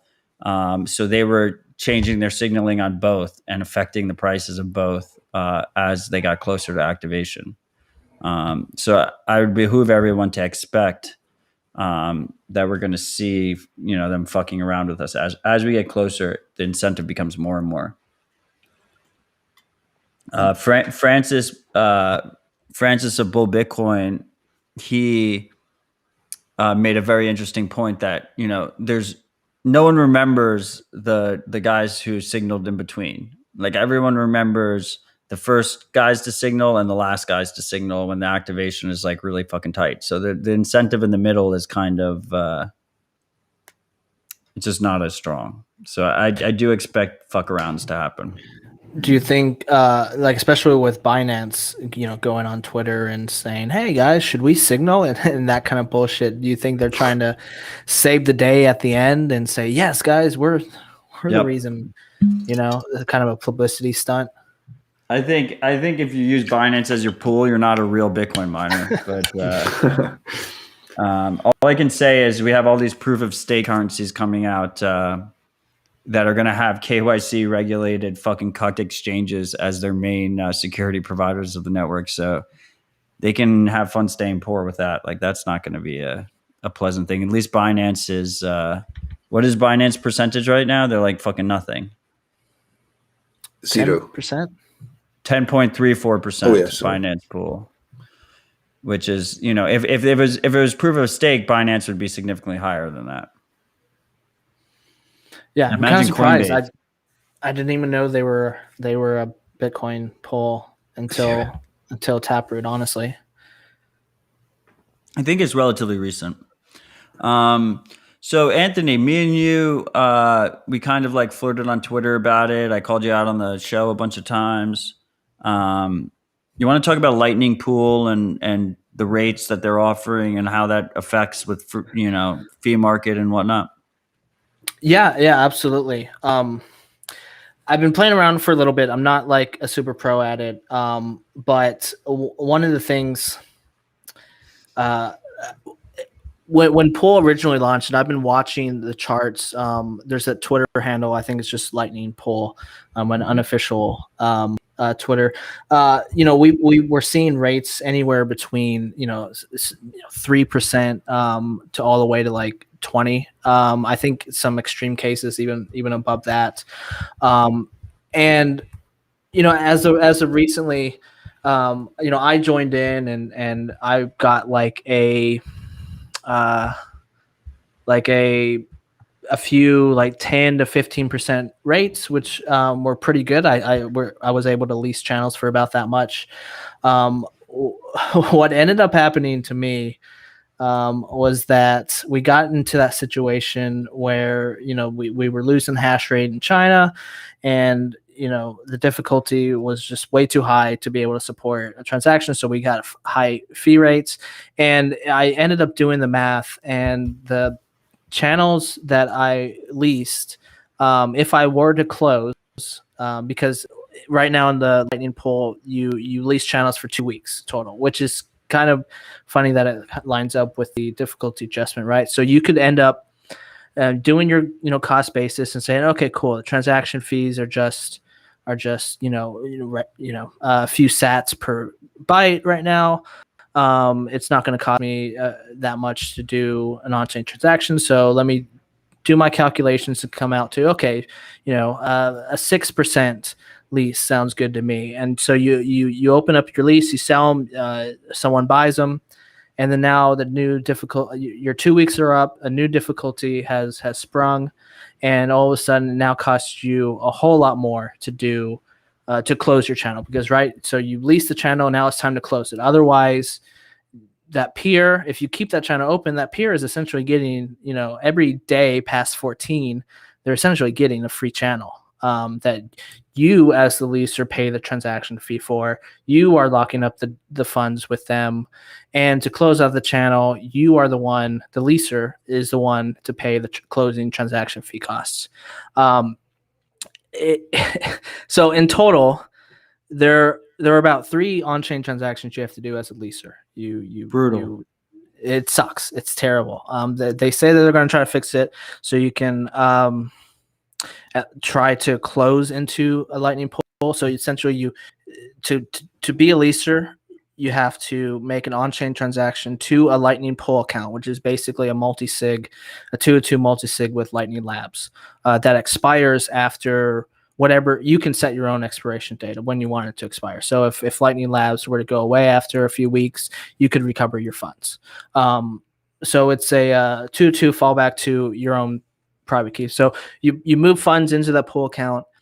Then when you sell a lease, and you can sell multiple leases with your funds, you end up opening a channel, and you pay the fees for that, and then you close the channel, and you pay the fees for that, and then you have to go back into pool, and you pay the fees for that as well. So each round of selling a channel that you're going through, you're paying 3 on-chain transactions, and it got to the situation where I couldn't close my channels that had expired. That I fulfilled my end of the bargain. I fulfilled my 2-week period, and I couldn't close my channels, or I would be so negative.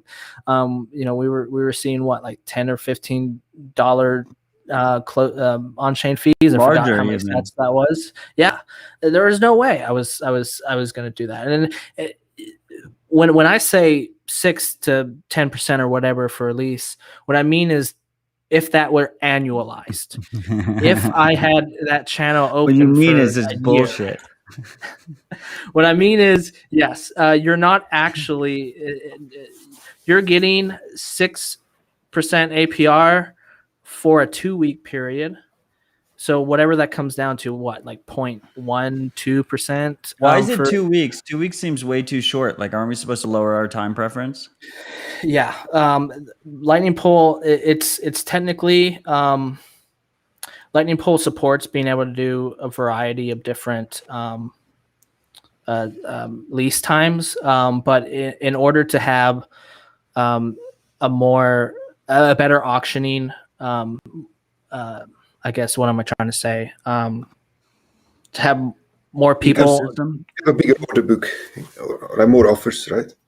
Yeah, to have more offers that match, they make everyone do just 2 weeks. But as we start getting more offers, as more people start using Pool, buying and selling, they're going to open it up to have more variety of different lease periods, which would be good. So this goes into a thing that I've been talking about a lot on the podcast, is this idea of reputation, right? So not only do you have these other aspects of Lightning Pool, but they're also, right now, I guess you can only lease channels if you have a certain boss score, which they're calling the balance of Satoshi score, but it behooved me not to mention that it was made by Alex Bosworth, and it's his name. So by default, whoever puts the bids, so when you're buying channels, by default you're accepting channels buying channels from the nodes in the tier 1, which is an obscure ranking system. But part of it is like the boss score probably, but it's kind of a quality control of the liquidity being sold. So I guess it got released today to try and make it less obscure, and Lightning Labs released this new terminal, web terminal for ranking nodes, and I put it in the chat. If you're watching this live, it's in the chat. If you click that, this is our stacking sats node, which I've tried my best to run a nice sovereign Tor routing node. It has $270,000 worth of capacity. And I just want to let the attackers know that also includes remote capacity. That's not all the capacity that I have on my node. And they're just destroying me. I'm unstable. I have zero. I have 158 peers, and 0 of them are good, according to them. Well, that is just because it doesn't go through after. So once your uptime is solved, which will be like within a week or 1-2 weeks, it depends. If you had like a downtime for a while, then it will get resolved after time. No, but I moved this node 3 weeks ago, 4 weeks ago. I moved this node to Nodl Cloud. Yeah. So shout out to the Nodl team. Yeah. The Nodl team are sponsoring this node. They're hosting it on their own high uptime cloud servers. I have 0 of 158 of my peers are considered good peers by them, and I'm an unstable node, even though it's been around for 2 years. Like this seems bugged. Bugged. Yeah, but it's probably, if it will be like, we can't know their time limits, but if it will be stable. So obviously you had a downtime when you were moving, but if you were stable for like a month, you need to be kind of waiting for this. And then the last option, I know this because I was alpha testing this thing as well. I mean, I don't know anything about the background code because it's not published as far as I know, but it's not open. I don't think so. Yeah. But my nodes have been up and down, and I could see that if I do an update or I do a bit of a crash management and stuff like that, then the uptime does suffer, obviously, and then after a couple of weeks it comes back up, and then if you have like a couple of well capitalized and well connected peers who are actually all green in this kind of list, then you will have some good peers as well. So like, what do they want me to do? They like, do I have to wait? Do I have to bend my knee to the Lightning Labs, or do I get rid of all 158 peers I have and just close all my channels and start fresh? Like, what the fuck do they want me to do? For the uptime, you just need to wait. It will be probably resolved, but you can always. I mean, there is like a submit feedback here, right? Please. Did you click the link? Yes. I mean, how bad is that? They're like fucking doing us, man. This is an interactive guide, right? So it just makes you suggestions how you can improve. Well, it's an interactive guide, but it's also segregating him from a market. I think something's bugged. To have, so I'm not going to submit too much information, but I have between a dozen or 2 dozen channels. That's it, all self-funded, and even during the Texas outages, where my node was down for basically a week and a half, I didn't lose my spot in the boss score. And just to be clear, this is not the boss score. This is a separate thing. There might be overlap. I think the ordering is based on the boss score. Is it not? I mean, we can check that. I have a link for the boss score now. They have me ranked at 424. So as Paul pointed out, we only need 4 more rank spots to get the nice 420 here. So it's not the same rank as in the boss score. Okay. It's completely different. This node actually has a decent boss score. My other node, which is a way better node than this node, that's not public, it does not have a good boss score and is also Tor only, and it has very good uptime. So I'm looking, stacking sats isn't on the boss score right now. It was before. They knocked me off. It's because I keep telling people that it's his last name, and so they removed me from the. It's because we proposed the Odell score on the show. Now I'm blackballed. See, there was a few days where I wasn't on the score, and I thought I was, and I tweeted at them, and then within a few days I was back on. I'm not saying that's what happened, but that's what happened. But again, if, until the downtime marker is, or like uptime marker is red, you will be down from the boss score as well. And once it gets green, I can't believe they removed me from the boss list. God, it hurts, doesn't it? I feel censored. This is like PayPal all over again. So, as a OpenObs hinted at it earlier, but as just a disclaimer, you can still be on Lightning Pool, but as a tier 0 node, and buyers have to opt in to accepting leases from tier 0 nodes. And I don't know if that happens very often or not. Theoretically, I don't know why it hasn't been done yet, but the Lightning Pool Twitter, it'll tell you who buys, or not who buys. It will tell you when a lease was bought and for what percentage.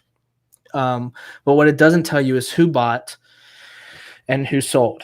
And I don't know if you can tell. I don't think you can tell who bought and who sold, but you can tell the two peers that were in that. You just look it up.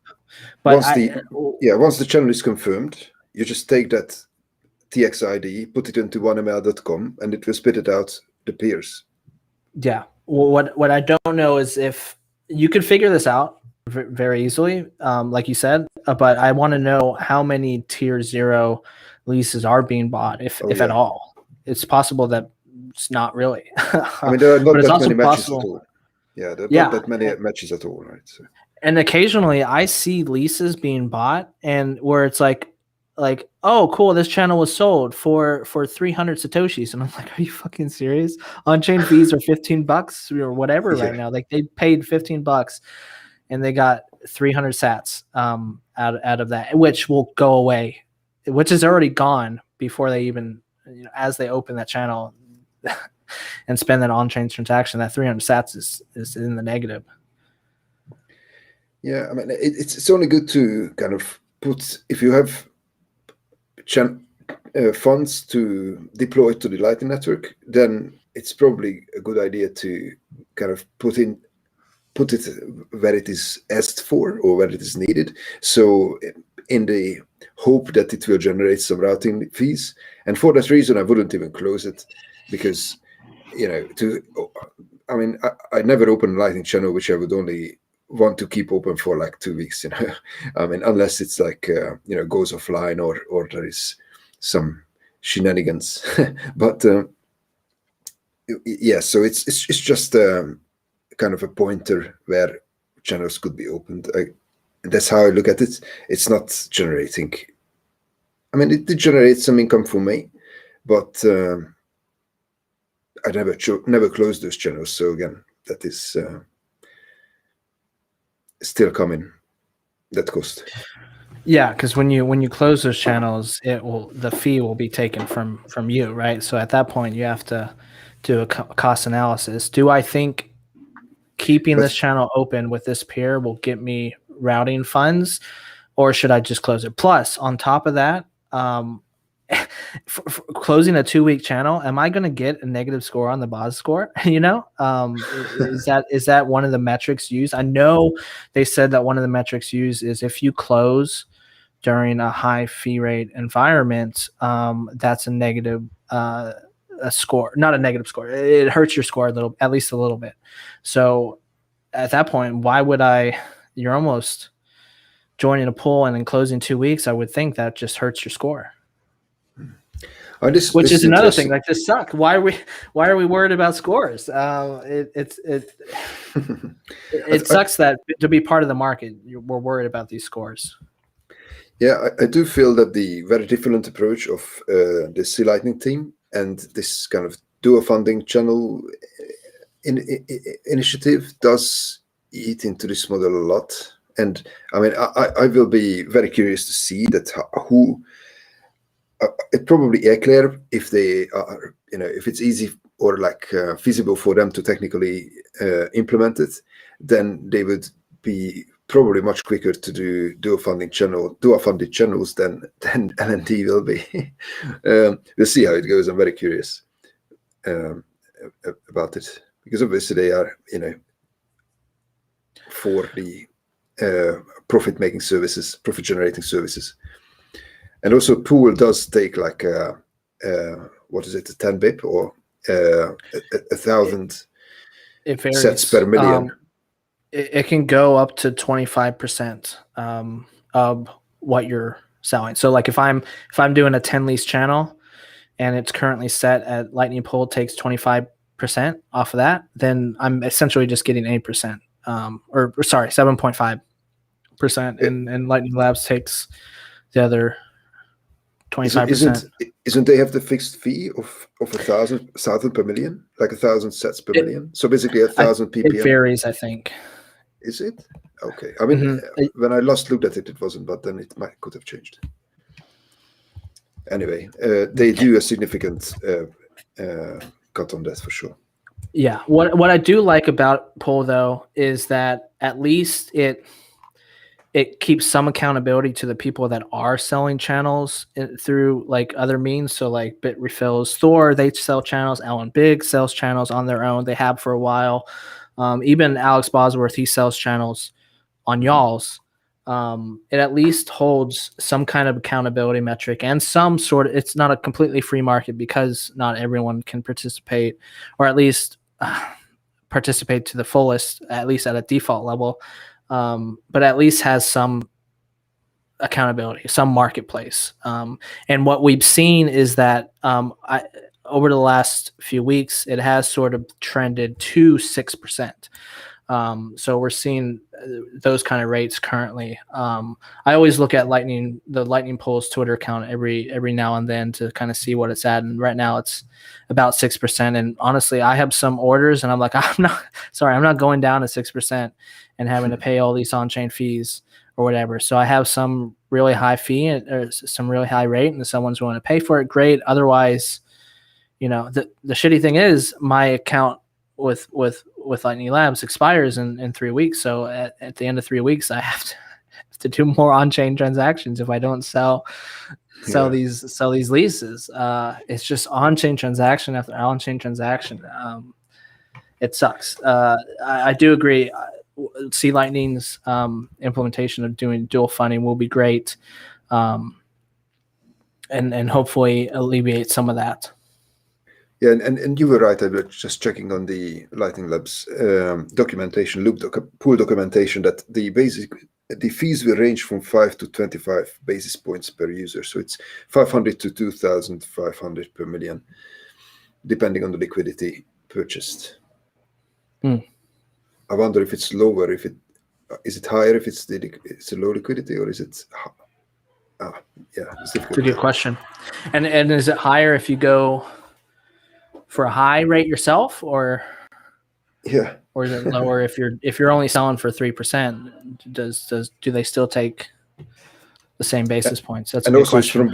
It is from both sides, right? So also the seller and the buyer pays as well. Oh wow, okay. Well, good for them. Well, So, I mean, yeah, it's a product. Yeah, definitely.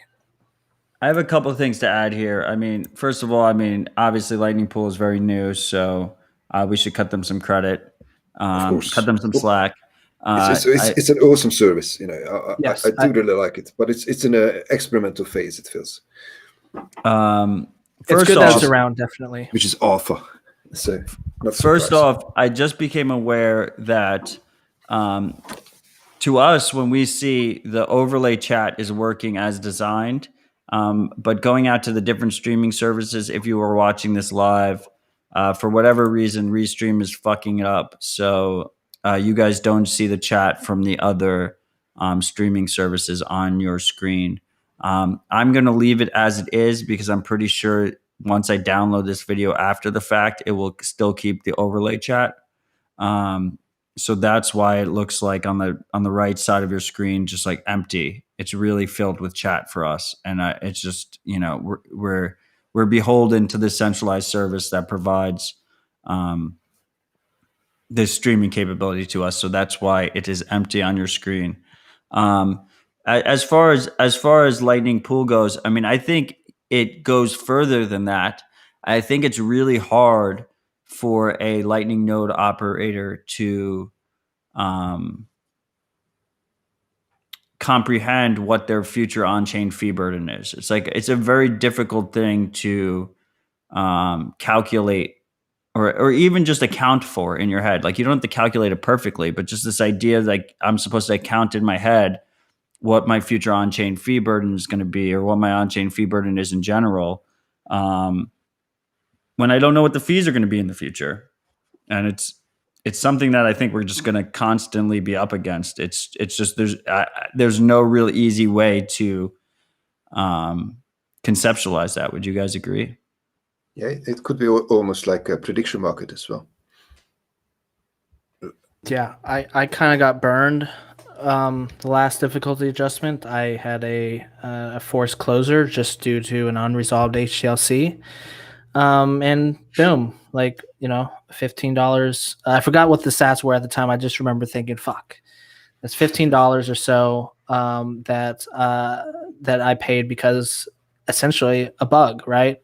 Some miscommunication between my node and the other node, and ended up losing $15 from that, when I remember opening that channel when it was a low fee environment. So it kind of sucks. It almost made me think, damn, if fees are really high, I almost kind of want to, not route, just on the off chance that I have a forced closure that just, wipes me out. I think anchored channels help fix this. Yes. Do you guys know much about how that works?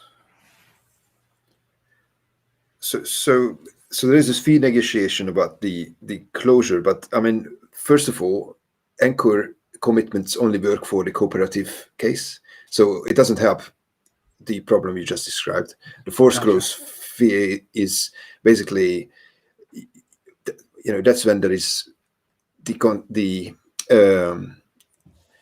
this is not the justice transaction. That is much worse. But this is just an uncooperative or unilateral close when basically the peers cannot make the decision off chain, so they need to go to the chain, or one side needs to go to the chain, and that is expensive because that is a race condition. Because if someone would have like a transaction which could be valid and would have a different state, a different balance, then there would be a possibility there to steal funds. So that's why it is always high, significantly higher than the next block fee was when it was last agreed. So it's it's tricky because it could have been agreed in a low fee environment, and then the peer disappears, goes offline, and then you force close, and it will be a low fee, and it won't even go through. So it is a problem. I mean, the only solution to this is basically getting rid of all this and going to the L2 protocol, which will be made available by Taproot, and further improvements in the Lightning protocol, or further changes. And then anchor commitments. So what happens there on the cooperative close, you don't need to agree on a minor fee, but it just closes with the default low fee. Like, it just needs to be as high as to be guaranteed to get relayed. So or get into the mempool. It's like 10 sets per byte is the default, which can be modified. And then whoever initiates the close basically does a child pays for parent transaction on this anchor output, which is different because it goes into his wallet straight, and because of that it can be bumped with another UTXO in the wallet, right? So it is just basically a charge pay for parent for the closes. It is similar to when you open a channel and you have a change output, which I actually wanted to mention in the beginning, that there is a trade-off in terms of security, or being stuck in the mempool when you are opening a channel with one UTXO and not creating any change, which is good for privacy, but bad for the case when you try to open a channel and try to snoop a low chain fee, and then the mempool suddenly shoots up and stays like that for 2 weeks.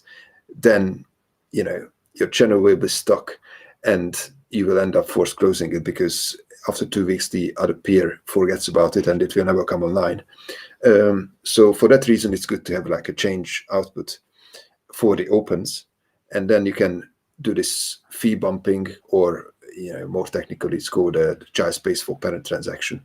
So the anchor commitment is the same thing for the closes, and the kind of game theory of the channel closing changes in a bit. That currently whoever opened the channel will pay the full cost of the closure as well, let it be cooperative or uncooperative force close. But in the case of anchor commitments, if you have a compatible channel, whoever initiates the cooperative close will do this child pays for parent transaction on top, so he will bear the most of the closure. See, I kind of like that aspect of it. It's a bit strange, because it's good to open them, obviously, because you haven't got the 100% chance of needing to pay the close fee. But then if you receive them, you actually, you might need to bear costs which you otherwise wouldn't have. And also it has a bit of an added incentive to go on the uncooperative close route, because always the opener would pay that still. So interesting. Yeah. So in the case of dual funded channels, currently who pays the closing fee? Oh, that's a good question. I haven't looked into that. And you guys are That's- aware that like LND will just like randomly force close channels too as well, right? Yeah, that's the bugs that There's I'm. been bugs, yes. Unless They're- my like 5 or 6 channel partners who have come to me about it are lying on their side, but someone force closed a bunch of The channels. thing is, it can be always an HTLC which did not resolve off chain, so timed out, or a peer, or your peer got went offline, and if it's lower than the dust amount, then it won't show as a different output. So you can only tell if it was an HTLC if there is like a third output from the channel close, or third, fourth, fifth. You can go into the attack switch to flood your channel as well. But then if it's lower than the dust amount, let it be like one Satoshi micropayment, and it doesn't resolve, then it will still go to a forced close, but it won't be shown, so you won't be able to tell what caused it. Yeah. So when we have like insane fee environments like we do, one suggestion I would have would be to set your min HTLC to at least what the not the dust limit, what's a reasonable fee that you would pay. That way you're not, even if it's above the dust limit, you don't want to close your channel just because, 5,000 sats were unresolved. Like that would suck if you were paying, more than that or about that much just to close the channel, just to recover 5,000 sats, which goes away with the fee anyways. So like if you're the channel opener, like possibly, decide to set them in HTLC to, whatever you feel comfortable paying a fee for to recover those possible funds. Another aspect I wanted to bring up is I won't name names, but there's this one peer that does run an LND node that I know of that is my best routing peer. I get so much funds sent from them to me, vice versa from me to them. But here's the thing, they have a history of channel closing, just bugs happening because of so much volume going through their node. So it's a game of chance. I have to decide, okay, do I open a channel with them, try to collect as much fees as I can from this node, and it'll eventually probably close because they always have forced closing issues. Or do I just say, I'm not going to take that risk? So, of course, every now and then I take that risk, and the channel will stay open for 2 or 3 days, and then it'll force close, and I'll be like, "Fuck, I didn't collect enough fees from them." Sometimes it'll be once it was a month, and I collected so much fees from them, and it made it worth opening a channel with them. So it's like a game of chance almost. I 100% agree with you, Matt, where you don't really know what your fee burden is. So you're probably getting so much fees from them because they're closing on all their other routing partners. Exactly. They don't have very many channels, and this is why. So it's a game of chance. That's why I try to set my min fee rate to be a little bit higher with them, just because I don't want just any little one sat fucking HTLC to close the channel. Yeah, and also you can increase the base fee, so every payment is paying more than one Satoshi. So obviously then the micropayments won't be coming through unless that's the only path. So Open Arms, the other day on Dispatch, I guess it was maybe 2 weeks ago, maybe it was 3 weeks ago. We were talking about static channel backups, and you said that the term static channel backup is a bad term. It should be called static channel disaster recovery. Do you want to give some context to the freaks on this?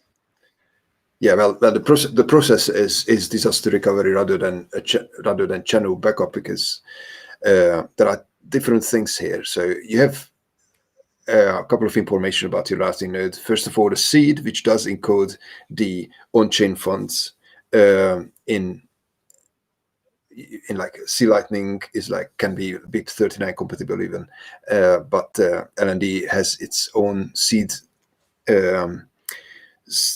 standard, which is called AEZ, and it cannot be restored in only wallets which support it. Like Blue Wallet does support it, so it's great that you can use other wallets, not just a kind of command line LND node or like some node which has been made ready to do that. And then you have the channel states, which are encoding your tab with your peers of funds in the 2 of 2 multisig. So that's a bit more complicated, and you don't have everything to control that those funds just by yourself. If we are, like simplifying things, and that is stored in a file called channel DB, at least with LND, and that is a file which is also growing and is also being written very often if the node is busy, and it can be corrupted for this reason. And if it's being lost, then you are losing your side of the channel states, and basically the channels will be offline, and you won't be able to recover them as the protocol is at the moment. I mean, there are developments being made here as well. You would need to have all those channels first closed. And that's when this static channel backup file comes in, which is a static file, only changes when you are opening or closing a channel. It just encodes the necessary points, the keys basically, to ping your peers to make them start the force closing.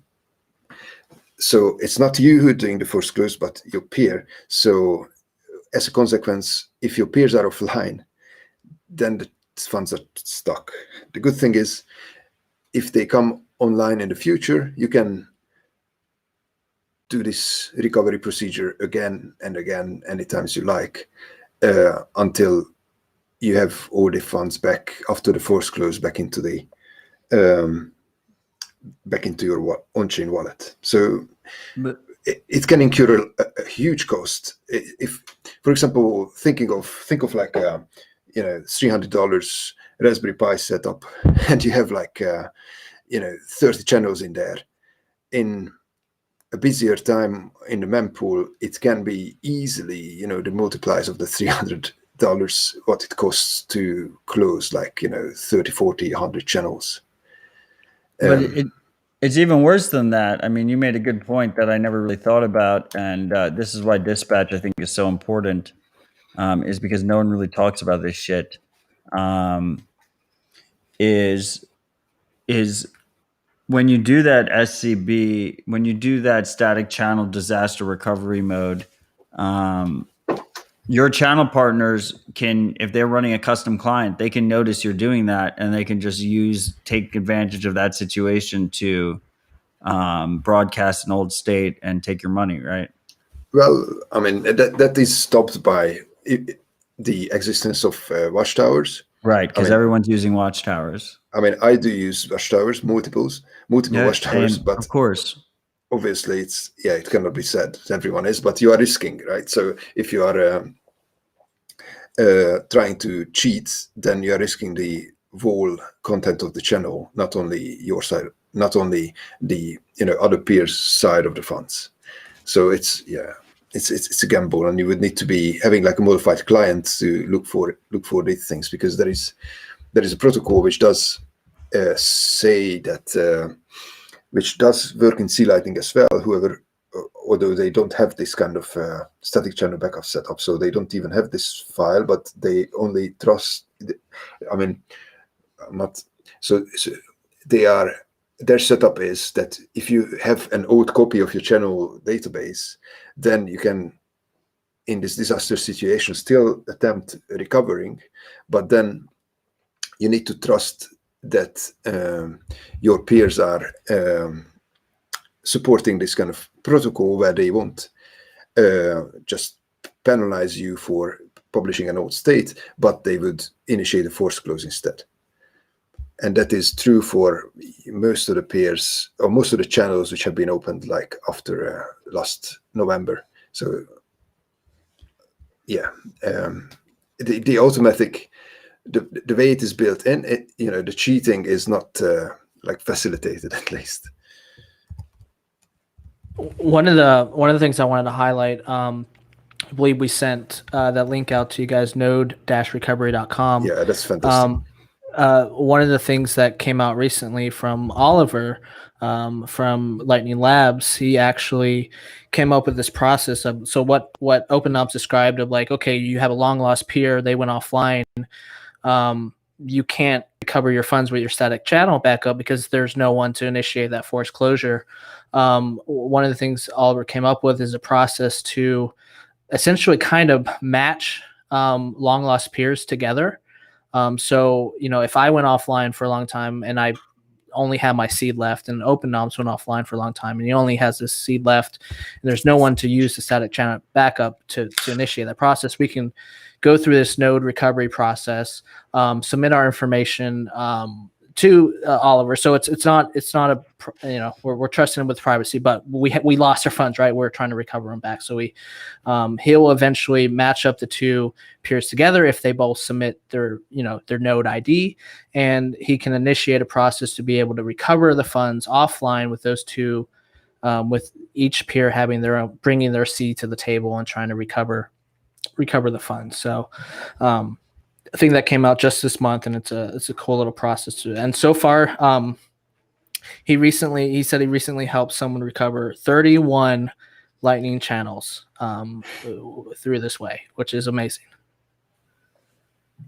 Yeah, no, it's really nice. It's basically it's your last chance to find a peer when the peer doesn't have this contact point, and I mean, Keysend doesn't help this. If the peer is offline, obviously you won't be able to contact, and they didn't leave any kind of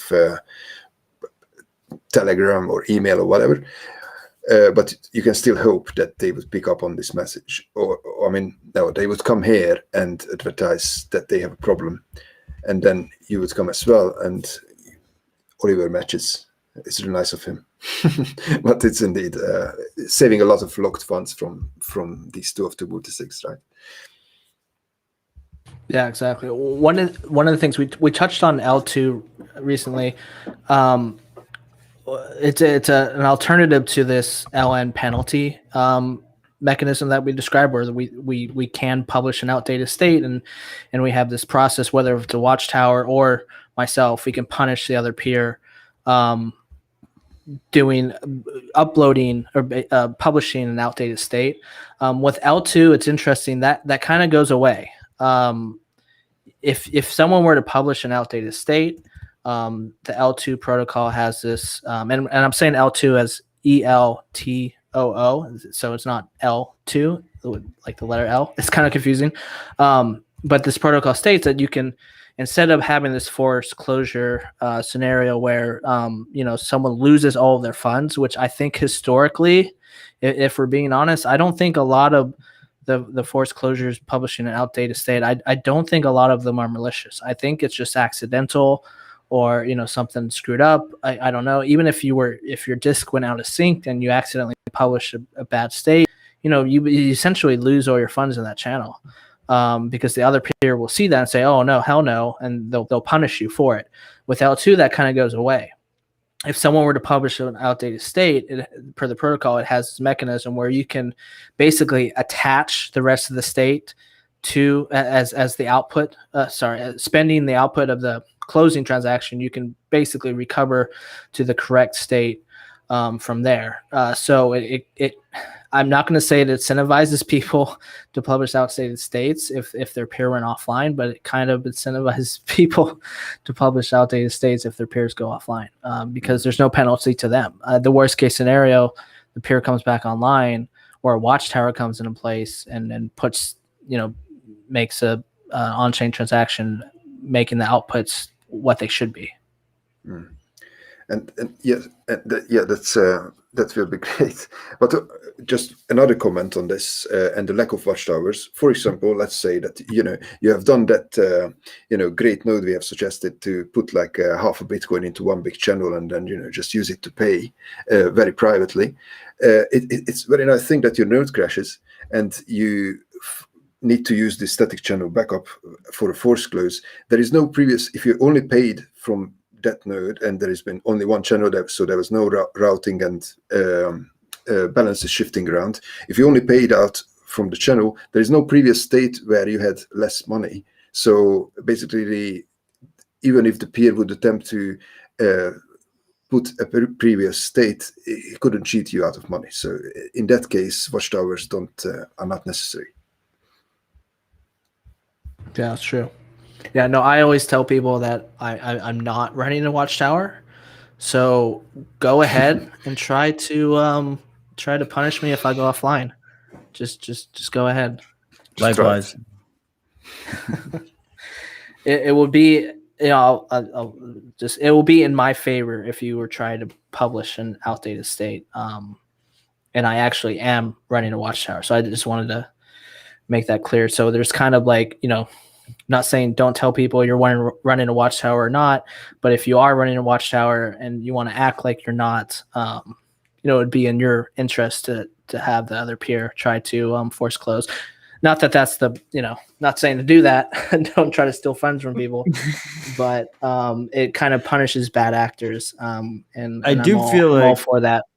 I feel like we're still in the honeymoon period where, like, Lightning's not really. We're not existing in an adversarial environment yet. Would you agree? From the from the chain fees point of view, we had a quite adversarial period and Tor attacks and things. But yes, the network is nowhere as Like, we much could be attacked as getting it could be. attacked way more. Yeah, could be. I agree, and I think there's two main ones. I don't think we touched on them yet, but there's two ways that would really suck to be attacked with, and that's balance probing, griefing attacks where you lock up a channel. Those really suck, and luckily I don't think people balance probe. I know that's the boss, Alex Bosworth, and his boss score. Like, that's one of the things that they do. They balance probe, and they don't do it in a malicious way to try to snoop out individual payments. But that is theoretically a way you can try to, you know, snoop out individual payments, or at least gauge economic activity of certain channels by constantly balance probing. I don't think we're in an environment where that's a huge burden. But you know, it kind of sucks that bad data on the Lightning Network is free. You could route all the fake payments you want, and it's not going to cost you a thing in routing fees. By the time it reaches the destination, they've crafted the payment in a way with a fake payment hash where it just won't be fulfillable once it hits that destination, if it does hit that destination. So the fact that bad data is free in the Lightning Network, I think it's inevitable that it could get us in a tricky situation later on, or it gets us in a situation where we try to build protocols around it, or have this. There's been proposals like reputational based routing, where to even route a payment or attempt to route a payment, you pay for that, or you have your reputation attached to that. There's different proposals for it. So like, I would agree that we haven't gotten to the point where we've had to go to any extremes where like everyone's channels are being locked up because of the griefing attacks, and I don't think. I want to run a test on my node to keep track of what could potentially be a bunch of fake payments going through my node right now. I don't think anyone really sees it. There could be thousands of fake payments going through your node right now, and you don't know it because you're not collecting any routing fees off of it. So you don't see it visually that there's a bunch of payments going through your node that aren't being fulfilled. That maybe it's just a peer that couldn't get liquidity to their destination, and it's an honest peer, but it could be hundreds, thousands, maybe. No one knows how many fake payments are going through their node at any given time. It's really nice to run the circuit breaker by Joost Jager, because it does log you this kind of thing, how many pending HTLCs are so basically payments in flight are on your channels, and also that how long they are kind of pending there, because that's what it is set up against, this griefing attack. But it showed me that so by default you can have, like, on LND at least 483 payments pending at a time per channel. So that is huge. And like imagine getting into a force close where you have like 500 outputs or like 400 outputs. But with circuit breaker, it by default does limit it to 5, which is, I mean, in most cases, I'm still running it and continuously running it. I don't think I've missed out on any routing fees because of that. Obviously, it would be rather micropayments, if anything, coming through in that rate. That showed me a lot of probes as well, because there have been like so many HTLCs coming in and just noted, but no routing fees. So obviously they were not payments which have been successful. So it shows you potential probes. Well, I mean, you can just tell because there are HTLCs and there is no success. Mm-hmm. So it is most likely a probe. You can only know if it didn't. So probe either goes into a channel failure or like a payment failure, or it comes out as a wrong hash, right? So these are the only two outcomes. And if you are not the receiver or the sender, you won't be able to tell about the wrong hash either. You will be only able to tell that data went through you, but it wasn't paying. Yeah, the error reasons that go back to the sender are onion encrypted as well. So the routers don't see the reason for the failure, which is a good thing, but it also means that you don't know if it's a probe. And I want to bring up Max Kaiser asked, like, why are they not collecting routing fees? And the reason is only successful payments Right. you'll collect routing fees from. If the payment didn't succeed, if it didn't reach the destination, even if it went through 5-6 hops, those 5-6 hops won't get anything unless the destination gets anything. So there's been proposals like being able to pay each hop before you send a transaction, route a transaction, and then you route the transaction through them. But then there's the question of how do you even pay the 6th hop if you have to then I don't know. It doesn't make sense. There's been proposals like that. There's been proposals where you have some sort of reputational fees. Yeah, you pay for hodl fees, so that will help the griefing attack, where where just a bunch of in-flight HTLCs are held for a long time, which I think it's reasonable. I haven't looked too closely at the protocols. I'm not sure if they're taken seriously or not yet, just because I don't think we've really had. Probing is definitely an issue. I know a lot of people probe, but I don't think it's malicious yet. But I don't know. We haven't really seen as much, if any, channel jamming attacks happen yet. I know. It's only a matter of time until it happens, and Circuit Breaker does its best. It at least, from my understanding of it, it has that 5 HTLC limit where, it'll stop routing payments down the channel after it hits 5 or something. So it at least allows you as the node operator to continue using that channel. So it's not locked up as far as you're concerned. But I think it will stop payments being routed through that channel, if I understand that correctly. Yes, it will appear as being offline, basically. Gotcha.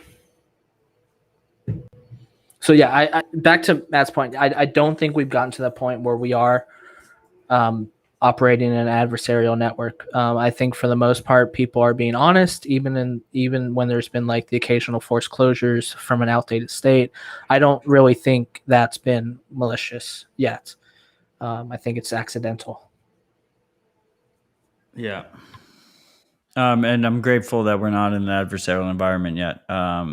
And I would just add on there that you guys made good points. But in terms of routing fees, like I don't think there's really much money to be made unless your name is Alex Bosworth, until we have like really high on-chain fees. And we kind of saw that 2 weeks ago when the hash was rug pulled from us and fees went up. All of a sudden, like the amount of routing my node was doing went through the roof, because who the fuck wanted to touch the fucking chain? No one wanted to touch the chain. So that's when it really starts to pay dividends. But until then, as far as I'm concerned, this mythical idea of running a routing node and making like a significant profit off of it is just that. It's mostly a myth. Like we basically need on-chain fees to go up for the routing nodes to start making money. But as far as I'm concerned, fees will go up, even though everyone is grandstanding on Bitcoin Twitter right now and tagging me. I would remind you that the mempool has not cleared yet, so don't jinx yourselves. Yeah, the difficulty adjustment is before the weekend, right? So it won't either. At least, if I would bet, I won't bet, but You're still better. You're still better off with 2 sats per byte. Yes, I had a couple of those done. We'll die on this hill. Catan already died on his hill, even though he's grandstanding on me now. I literally, the freaks think I don't notice. Are you kidding me? I get tagged like 25 times as soon as fees drop. I wake up in the morning, I get like I have Catan in my fucking Keybase messages letting me know. Like everyone lets me know. So don't worry, freaks. I'm well aware that fees dropped. I'm happy for all you guys. I'm happy for myself. Get your UTXOs in order. I don't think it'll last that long. Before we wrap up here, we had a fantastic conversation with Adam Back and Wiz last week on Liquid. Agreed. I know you guys are both Lightning maximalists. Do you have any opinion on Liquid? Have you used Liquid at all? Is Liquid a shitcoin? Should freaks care? I can start that one. You know, I'm you know, a Lightning maximalist basically, but I guess I'm opening up to Liquid a little bit. I'm a little Liquid curious. I like the aspect of I like the aspect of the possibility of Lightning on Liquid. You know, if it's Lightning, I love it, right? So Lightning on Liquid seems pretty cool. I have some ideas about how to do like a Liquid bridge where Liquid, the Bitcoin Lightning bridge, where you can have Liquid Lightning and you can still interact and pay and receive through with Bitcoin nodes on the Liquid. Bitcoin Lightning nodes on the Lightning side. You can still interact with them by having a sort of bridge. So I like tech. I like really cool tech, and I like that aspects of it. But I was thinking, I think yesterday even, where, you know, it's interesting. Lightning is, you can almost consider like Lightning permission to come in to the network, as in like you have to open up a channel with a node and they have to accept it. Some Lightning nodes don't accept it, right? Like they require a minimal amount, or maybe they just don't accept channels themselves. But Lightning sort of permission to come in is sort of permission to transact in a way, because, you know, there are Lightning nodes that route payments and they can deny payments if they wanted to. So it's almost permission to transact, but it's non-permission to leave. At any point in time, you can close your channel and go back on chain. While like Liquid is kind of the opposite in those three regards. Like it's non-permission to come in. You can peg in easily. From my understanding, I haven't used Liquid yet. And it's non-permission to transact inside of it. You can send all the payments you want to any nodes, and I believe they should get mined by the custodians, basically. Federation. But it's Federation. Sorry. But it's permission to leave. You do need, whether if it's a swap out, whether if it's atomic swap or peg out or whatever it is permission to leave. So I just floated that concept in my head where it's sort of like Lightning permission to come in, permission to transact, non-permission to leave, while Liquid is sort of the opposite of that. Well, I'm wondering if you guys have your own opinions to that specific comment. Myself, this is the first time I've said it, so I don't know if it's completely accurate. No, it's very it's a very interesting point, and very true also. I haven't used, well, I do use Liquid sometimes to kind of move off an exchange which is supporting it temporarily before I gather enough to kind of go back to Bitcoin, because that incurs, you know, a one-time significant fee. And in the meantime, I park in rather parking in the exchange or parking liquid, which is much better for that. And then because of this, I did, tried out a couple of things and quite excited about the privacy aspect of it. And the fact that you don't even need to do coin joins, you can do like just Self shuffle. self-shuffle batch transactions with even any kind of other asset is huge. And in the meantime, what is the most important, you are not exposed to the price of another asset, because that's the biggest problem of going for a privacy use case to go into another chain. It's just it's a not acceptable thing for me. Whereas I'm okay with parking some funds in liquid for a while, so they might as well be more private. And then obviously they would need to come out in like steps, and that would need on-chain transactions and be but it's not an issue really. So Right. I think that's the best and biggest use case for it. And I see that there is like the side swap application is pretty smooth. Now you can peg out on it as well. And then I have no reason why we wouldn't see any kind of either swaps out from liquid, so on-chain swaps, or going into Lightning, which that would be awesome for the same reason, that Anthony is excited about it, that we could route between the two networks. That would be great. But Yeah, I it's a think bit far away, I guess. Swaps solve a lot of the concerns over like a highly competitive swaps market kind of solves the concerns over peg out. I have a provocative statement that I've said in the past that's a little bit unfair, but I still enjoy it, which is that Liquid is Ripple without the shitcoin. It is significantly better than Ripple, regardless of the fact that it doesn't have the shitcoin, because you have confidential transactions, because it's a sound protocol made by people who like know what the fuck they're doing. But to me, Liquid is, and there's 3 hours of me talking about this last week, but to me, my main focus has been, stay humble, stack sats. And my main focus is freaks who are practicing that, which is what I'm practicing, which is what a lot of people are practicing. And I think with Liquid, this idea that you don't need inbound liquidity, that you get some relative privacy over on-chain, and that that on-chain fee burden that we were talking about is way easier to calculate on Liquid than it is on Lightning. You don't have to, you just know, like when I swap to chain, that's when I pay my on-chain fee burden. Like it could be a single time. If you consolidate on Liquid and you pay a single time, I'm going to pay that fee at that point, and I'm going to do it when I want. I'm not going to be forced closed. That mixed in with the fact that it's super easy for wallets to implement in comparison to non-custodial Lightning, because it uses basically all the same Bitcoin API calls. It's like if you're just integrating Bitcoin testnet or something.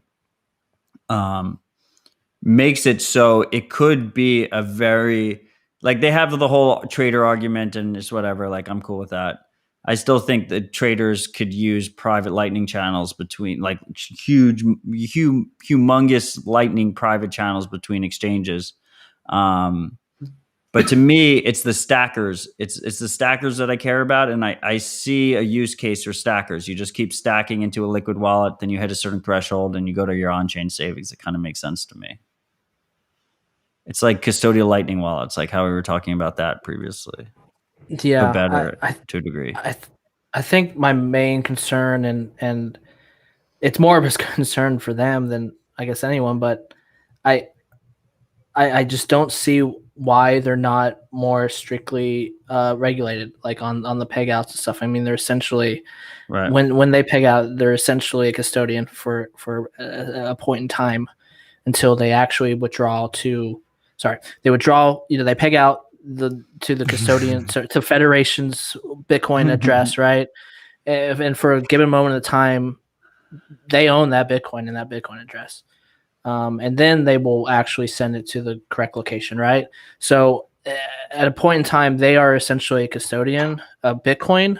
Not so when they're in their federation of Liquid, that's I don't consider that custodian. They're federated, but for that peg out point in time, like I just don't see how they're not regulators aren't going to crack down. And I'm not saying regulators should, because regulators should just fuck off, but I just don't see how it's going to continue existing the way this. Just like we talked about Lightning custodians, right? But I've said that about shitcoins, right? And that hasn't happened. And at least you have, at least it's only the people who opt into that system. And then once again, I would say that I think swaps, like if we had a competitive swaps market, it doesn't even have to be atomic swaps. I mean, obviously atomic swaps are preferable because you don't have that custodial risk. Even if it's a single centralized atomic swap partner, you don't have that custodial risk because the transfer doesn't happen unless they provide the other piece. But if we just had a competitive swaps market, like right now, like you have like Sideshift or whatever, like a Shapeshift clone that without KYC, if we had more of those, it kind of alleviates a bit of that concern. I know it's not perfect, but it alleviates it more than. I feel like the peg out's a little bit of it's like shitcoins don't have the peg in feature. This has the peg in feature. Shitcoins also don't have a peg out, user defined peg out, and then they also have shitcoin price risk. So it's like you got to balance it all with like the relative trade-offs of what it's competing against. Yeah, I just wish that it was just atomic swap out only, and we didn't have to worry about this. They didn't. I'm also concerned for them. Like I don't want you guys to have to get in a situation, the Federation members, where regulators are cracking down. So I almost wish there wasn't this peg out feature that they had, and we just lived with atomic swaps as the option, or people that do want to take the risk and have this custodian swap like you described, non-atomic, well, because we have this swap market. So I agree, it's not like a major concern for me, because I do know I could probably atomic swap no matter what with someone. It's just kind of more of a concern for Federation members, and it's almost the same concern as Lightning. It's almost like it feels like they're not operating in the adversarial environment that they should be operating in. They're not assuming, like, the whole point of Bitcoin, the whole reason I'm so critical on shitcoins is because they don't operate in an adversarial environment. And then I just feel like our two main layer twos, like developers, aren't operating in that same environment either. Yeah, there's definitely been, I think, a lot of theories on whether a Lightning node is like technically considered an MSB, and while I think that's fine, you have to consider that that's a possibility that regulators try to attack. I mean, I don't think that's FUD. Like, they can literally just make it illegal. It doesn't mean they can enforce it, but like they can just pass a law that says it was illegal to go to a restaurant in a lot of states this year. So like this idea that like government is just going to be practical and logical and not tread on our rights is a very interesting concept. Yeah, that's true. Open Arms, when Raspberry Blitz going to add Liquid? When people open an issue and make a PR. You're that freaks, make it happen. I mean, I've nothing. I'm actually did.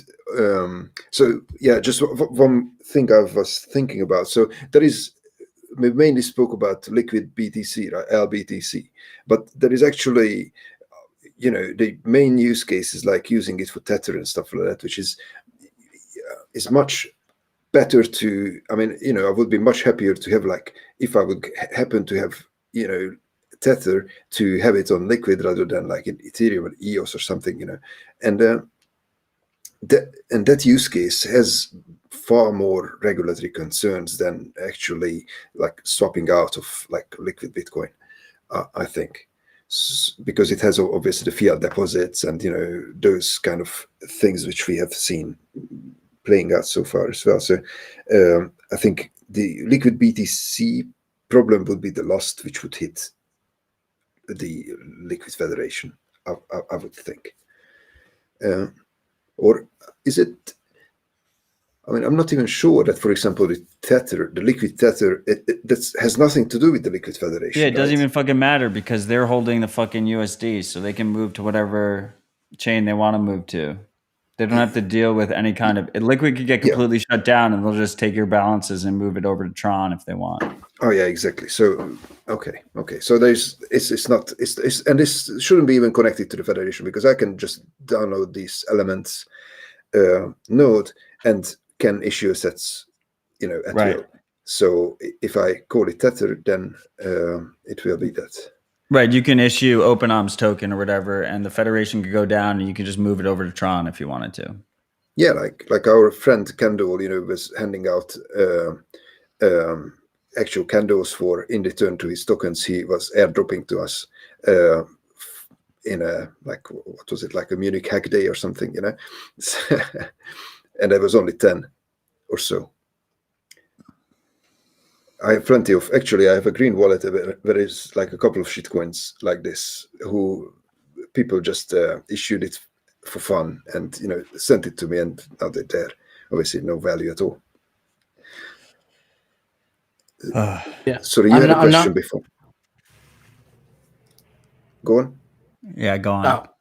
I was gonna say I'm not so interested in the token side of Liquid stuff, but at least I think having at least an access to a stable coin does make it a lot interesting, and definitely opens up the use cases for people that do want to hold USD.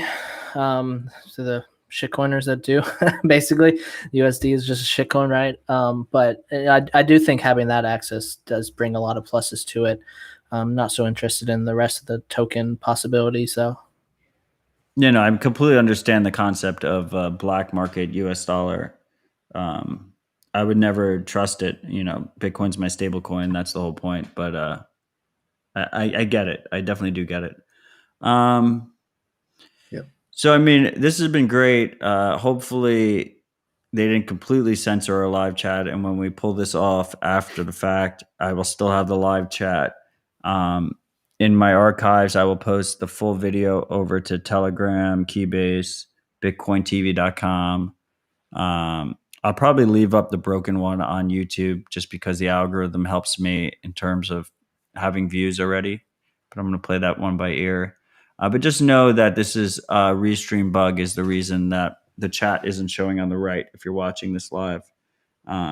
Restream, did pay you like 2 million sats for this year of service. So I hope they treat me right. I'm literally using every feature that they have. I'm very much a power user here. I'm showcasing your product. So I hope they get their shit together. So before we wrap up, I guess neither of you are going to join me in Miami, correct? I'm not sure yet. If I do, it's because I've caved into FOMO. Cave into the FOMO, bro. Cave into the FOMO. Drive over. I am excited. I am excited about the possibility, like what you guys are throwing for like the open source workshop and everything. Like that seems pretty dope. Well, thanks for pivoting for me. The reason I bring it up is because I am running the free open source dome, this open source centric area. I need to set up my agenda over there. So if you are going to be in Miami for Bitcoin 2021 and you're an open source contributor, please reach out to me, ideally through Telegram or Keybase, but you can also DM me through Twitter. And I'll get you sorted. I have some slots open over at the open source. We have all the node packages are all giving demos. Like it's going to be fucking awesome. We have Jamal James from Polar is going to be giving a demo. We have SuredBits giving a demo. It's just going to be a fun time. We're right next to the huge ass bar outside. So I have a feeling it's just going to be like where the nerds drink together. So I'm pretty excited for that. If I would be there, I'd definitely hang out there. Always, these are the best places to be. Anthony, I do have a quite nice Airbnb. So if you need a couch to crash on, I think we can work that out. Oh, I appreciate that, bro. Yeah, no, for real. I'll definitely still consider it for sure. I still have my ticket, so if you I do, already have the ticket. Yeah, well, I had it from 2019. Okay, so that's the most expensive part. So you've Yeah. already you can just drive in, make it happen. Exactly. Yeah. No, but if I do decide not to go, I will donate it. In some ways, whether for you guys to donate or whatever. But I do appreciate the offer. No, I'm definitely still going to consider it. Well, what you should do is if you decide not to come, you should donate to OpenSats, um, the new initiative that I launched alongside 8 very dedicated Bitcoiners. And then we could auction that off and use it to fund open source dev. That'd be pretty cool. But I'd prefer if you Dope. came, to be quite honest. For sure. Yeah, so that's opensats.org. Go check it out. If you're an open source contributor and you're not going to be at Miami, even if you're going to be at Miami, either way, go there. If you submit your project, you submit yourself. We are going through them. We are vetting them, and they're going to be displayed on the website. It's basically a culmination of 8 months after BitcoinDevList.com, where you can donate directly to devs through their BTC Pay servers, where there's no custody involved. In this case, we are acting as a middleman, but we're a 501c3 middleman, so you get a tax deduction. We're also giving you the option to auto stack directly into us, so you can do a monthly subscription where it comes out of your debit card or your credit card, and we will buy sats with it. We'll put it in our endowment, and then we'll provide our grants out in sats. So your helping number go up as you help open source development, and there'll be a general fund. So we have a 9-person board. Like, this board is fucking loaded. It's fucking ridiculous. Like, let me list it out. We have Janine, that one privacy girl that does the privacy in the month guide, and she's also the long-term co-host of Bitcoin Digest, Block Digest. We have Crypto Dread from Jamaica. We have Elaine Wu. We have James O'Byrne. We have Catan, who died on his hill waiting for 1 sat per byte and now is flexing on me. We have Lisa Nugut from Blockstream, who's been working on Sea Lightning. We have Udi, who's been a little shitcoiny lately, but he's keeping us honest, and we'll keep him honest. And then we have Ben Price, who's former Visa Crypto, and now he's sick of the word crypto and is coming into Bitcoin hardcore. So it's a really cool initiative, and I want it to be very pleb focused. I like this idea of having a bunch of plebs, contributing $25, $50 a month.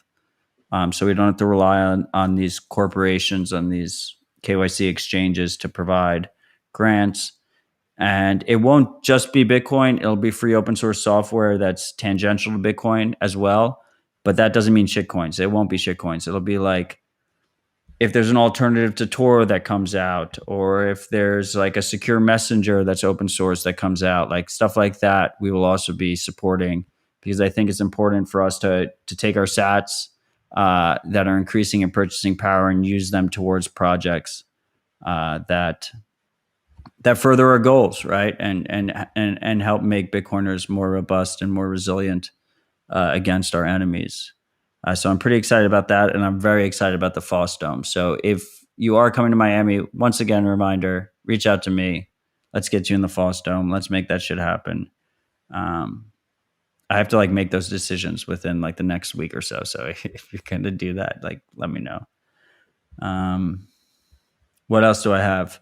I promised Keto Miner of Noddle. He was here 2 weeks ago. They're looking for a new support person. This person will request, they need an hour a day to answer support tickets, and just basically consolidate the FAQ and the documentation. It will be paid in sats. It's a global position, remote position.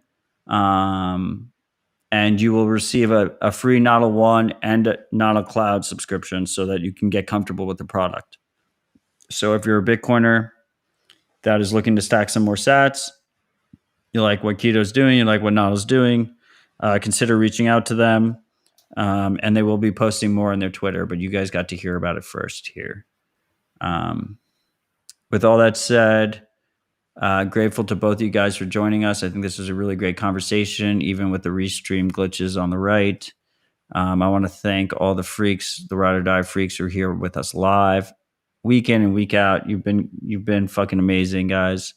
21 fucking weeks, every Bitcoin Tuesday. Fucking love to see it.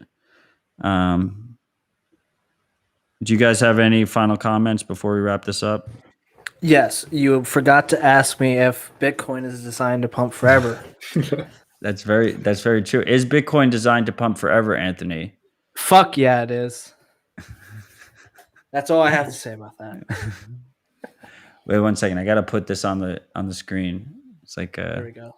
Okay, he already said fuck yes. Open Arms already agreed that Bitcoin is designed to pump forever. Yeah. Where can the freaks find you, Anthony? Do you want to read out your fucking horrible Twitter handle? Yeah, it is Cycryptor, CYCRYPTR. Sorry, I made it during the 2017 bull run. Yeah, that's where you can find me, or the article that I recently wrote, abytesjourney.com /lightning-privacy. So you'll find me there. Matt, thanks for having me on. It's been an honor. And officially, Open Arms, thanks for helping with the article as well. You've been a lot of help. And people can subscribe to your blog, right? By mail. Yep. Open Arms.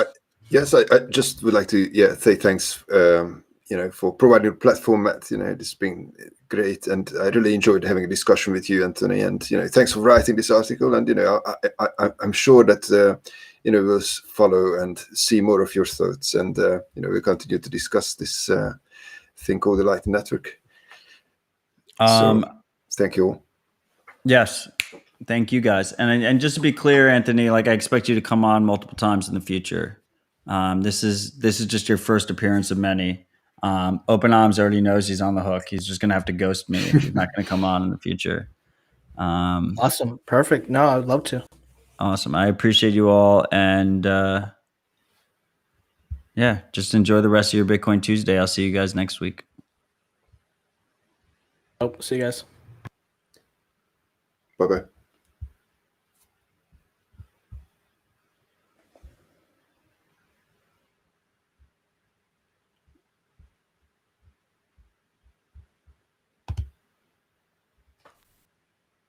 Love you, freaks.